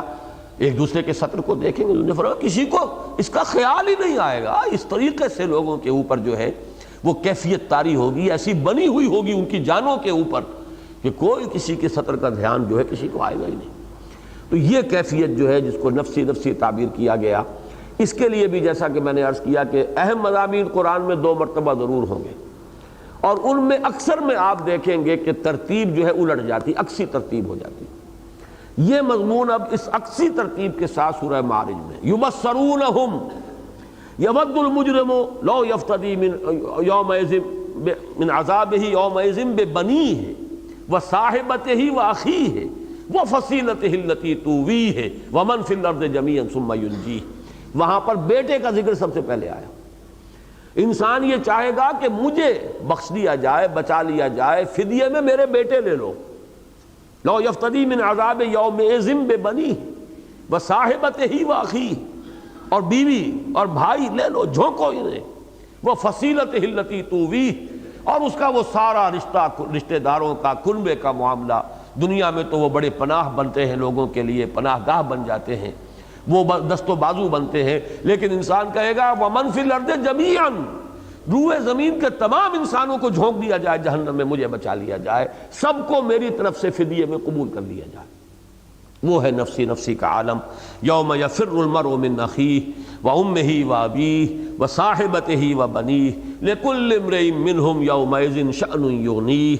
وجوہ یومئذ مسفرہ۔ بہت سے چہرے ہوں گے اس دن جو بڑے روشن ہوں گے۔ اب یہ مسفرہ آ گیا، وہ میں نے عرض کیا تھا نا، روشن، اسفار میں نماز پڑھنی چاہیے جبکہ دن میں کا اجالا کچھ ہو چکا ہو۔ ظاہر بات ہے سورج طلوع نہ ہوا ہو لیکن یہ کہ کچھ نہ کچھ اجالا ہو جائے، یہ ایک رائے ہے۔ ایک رائے یہ کہ غلس میں پڑھنی چاہیے جبکہ ابھی اندھیرا ہو کافی۔ بہرحال وہ لفظ کے حوالے سے میں بیان کر رہا ہوں، میں اس جو اختلاف ہے اس کو بیان کرنا اس وقت جو ہے وہ پیش نظر نہیں ہے، تاکہ وہ لفظ جو ہے وہ آپ کے ذہن میں آ جائے۔ اب مسفرہ، روشن، دمکتے ہوئے چہرے ہوں گے۔ وجوہن جو یہاں پر آیا ہے تنوین کے ساتھ نکرہ کی شکل میں، اب یہ جو ہے یہ پھر وہ نحو کا ایک اصول ہے کہ کبھی تو تنوین ہو جاتی ہے، حالانکہ یہاں پر تو جملہ خبریہ ہے تو مبتدا جو ہے اس کو معرفہ ہونا چاہیے، لیکن یہاں نکرہ آ رہا ہے۔ کیوں آ رہا ہے؟ یا تو یہ عوض ہوتا ہے کسی شے کے، یعنی ان کے چہرے، بہت سے لوگوں کے چہرے ہوں گے اس دن، وجوہ جمیع الناس یا وجوہ کثیر من الناس ہے، اس دن ہوں گے یومئذ مسفرۃ ضاحکۃ مستبشرہ۔ تو یا تو یہ عوض ہے مضاف الیہ کا، یا یہ تکسیر کے لیے تنوین آتی ہے، جیسا کہ میں نے عرض کیا تفخیم کے لیے بھی آتی ہے، توہین کے لیے بھی آتی ہے، تیسرا لفظ نوٹ کر لیجیے تکسیر کے لیے بھی آتی ہے، اور پھر یہ تبعیض کے لیے بھی آتی ہے بعض کے معنی میں۔ بہت سے یا بعض کے چہرے ہوں گے اس دن مسفرہ، روشن، تاباں، ضاحکۃ مستبشرہ، متبسم ہوں گے، ہنستے ہوئے، مسکراہٹ ہوگی ان پر۔ یہاں پہ ضاحکۃ جو ہے اس کا ترجمہ جو موضوع ترین ہے یہ متبسم، تبسم ہوگا ان کے چہروں پر، اس لیے کہ حضور کا تو خاص طور پر یہ آتی ہے آپ کی عادات میں، اس بیان میں، شمائل میں حضور کے، کہ آپ کبھی بھی قہقہہ مار کر نہیں ہنستے تھے، بس یہ کہ ذرا سے کسی وقت آپ کی کچلیاں ظاہر ہو جائیں اتنی تو آپ کے مسکراہٹ سے آتی تھی ہنسنے کی، لیکن یہ کہ بلند آواز کے ساتھ اور پوری طرح کھلکھلا کر قہقہہ لگانا جو ہے یہ حضور کی عادات مبارکہ میں سے نہیں تھا، اور یہ ویسے بھی انسان کے وقار کے منافی ہے۔ لہذا یہاں پر بھی ضاحکہ کا لفظ جو آیا ہے تو اس سے تبسم، نشان مرد مومن بات و گویم چو مرگ آیت تبسم بر لب اوست۔ تو بہت سے چہرے ہوں گے روشن، متبسم اور مستبشرہ۔ استبشار کے معنی بشارت حاصل کرنے والے، انہیں امیدیں ہوں گی، توقعات ہوں گی، آج ہمارا مالک ہمیں خلعتوں سے نوازے گا، آج ہماری جو بھی دنیا میں ہماری حقیر سی محنت تھی اس کا اکرام ہوگا، اس کا اعزاز ہوگا، ہمیں شرف قبول عطا ہوگا، ہماری عبادت کو، ہماری محنت کو، ہماری اس جد و جہد کو جو اس کے دین کے لیے ہم نے کی۔ وَوُجُوهٌ يَوْمَئِذٍ عَلَيْهَا غَبَرَةٌ، اور بہت سے لوگوں کے چہرے ہوں گے اس دن کہ جن پر غبار سا آیا ہوا ہوگا، جسے آپ کہ دھواں سا آیا ہوا، مایوسی، بد دلی، خوف، پشیمانی، شرمندگی، یہ ملی جلی کیفیات جس کا کہ سورہ قیامہ میں بھی ذکر آ چکا ہے کہ بہت سے چہرے ہوں گے اس روز کہ جو اپنے رب کی طرف دیکھتے ہوئے بھی ہوں گے، ناظرۃ الی ربہا ناظرہ ووجوہ یومئذ باسرۃ تظن ان یفعل بہا فاقرہ، اور بہت سے چہرے ہوں گے اس دن سوکھے ہوئے، اترے ہوئے، اور انہیں یہ اندیشہ ہو رہا ہوگا کہ اب ہمارے ساتھ وہ سلوک ہوگا جو ہماری ہڈیوں کو، ریڑھ کی ہڈیوں کو توڑ کے رکھ دے گا۔ تو یہ مختلف کیفیات جس کو میں نے بارہا عرض کیا ہے کہ جیسے ہائی اسکول کے دوران جب رزلٹ ڈکلیئر ہوتا ہے تو جو کھڑے ہوتے ہیں ان کے چہروں پر نتیجہ لکھا ہوتا ہے، جنہیں معلوم ہے ہم نے اچھے پرچے کیے ہیں، ہم پاس ہوں گے، وہ خوش و خرم ہے۔ انہیں اگر کوئی تشویش ہوگی تو اس کی ہوگی کہ فرسٹ آتا ہوں کہ سیکنڈ آتا ہوں، صرف اس بات کی فکر ہوگی۔ اور کچھ وہ ہوں گے جنہیں پتہ ہے فیل ہونا ہے، اس لیے کہ جو کچھ کیا ہے وہ تو انہیں معلوم ہے۔ بل الانسان علی نفسہ بصیرہ ولو القی معاذیرہ، لہذا اس نتیجے کے اعلان سے قبل ہی کیفیت یہ ہوگی کہ لوگوں کے چہروں پر ان کا نتیجہ لکھا ہوا ہوگا، انجام جس سے انہیں دوچار ہونا ہے اس کے آثار موجود ہوں گے۔ وجوہ یومئذ مسفرۃ ضاحکۃ مستبشرہ، اللہم ربنا اجعلنا منہم، اللہم ربنا اجعلنا منہم۔ ووجوہ یومئذ علیہا غبرہ، بہت سے چہرے ہوں گے کہ جن کے اوپر غبار ہوگا، دھواں سا آیا ہوا ہوگا، ترہقھا قطرہ، ان پر نہایت ذلت چھا رہی ہوگی۔ قطرہ کے دونوں ترجمے کیے گئے ہیں، سیاہی غالب آئی ہوئی ہوگی، تھپی ہوئی ہوگی، اور یہ کہ ان کے اوپر ذلت چھائی ہوئی ہوگی۔ اولئک ھم الکفرۃ الفجرہ، یہ میں عرض کر چکا تھا، کفرہ یہاں کافر کی جمع ہے، جیسے طالب کی جمع طلبہ، فاجر کی جمع فجرہ، یہی ہوں گے اولئک ھم الکفرۃ الفجرہ، جو کافر ہوں گے، منکر ہوں گے، یا ناشکرے رہے ہوں گے اللہ کے۔ یہ گویا کہ ایک باطنی کیفیت ہے۔ اور فجرہ، فاجر کی جمع، وہ فسق و فجور اور اپنے اندر سے جو نفس امارہ ہے وہ ان کا پھٹ پڑتا تھا لاوے کی طرح، اور وہ اس کی پیروی کرتے تھے، اسی کے حکم پر چلتے تھے جو پھٹ جانے والے۔ فجر کے معنی ہے پھٹ جانا، انفجار، کسی شے کا پھٹ جانا۔ فجر وہ ہے جب کہ سیاہی کا پردہ جو ہے رات کی تاریکی کا پھٹ کر اور سفیدہ سحر نمودار ہوتا ہے، وہ فجر ہے۔ تو وہ آپے سے باہر ہو جانے والے، پھٹ پڑنے والے، نفس کا جو ہے اشتعال، اس کی پیروی کرنے والے وہ ہیں کہ جن کا حال یہ ہوگا کہ ان کے چہروں پر سیاہی تھپی ہوئی ہوگی، ذلت ہوگی، اور ان کو غبار جیسے آیا ہوا ہو یہ کیفیت ہوگی۔ اللہم ربنا لا تجعلنا معہم، اللہم ربنا لا تجعلنا معہم۔ بارک اللہ لی ولکم فی القرآن العظیم ونفعنی وإیاکم بالآیات والذکر الحکیم۔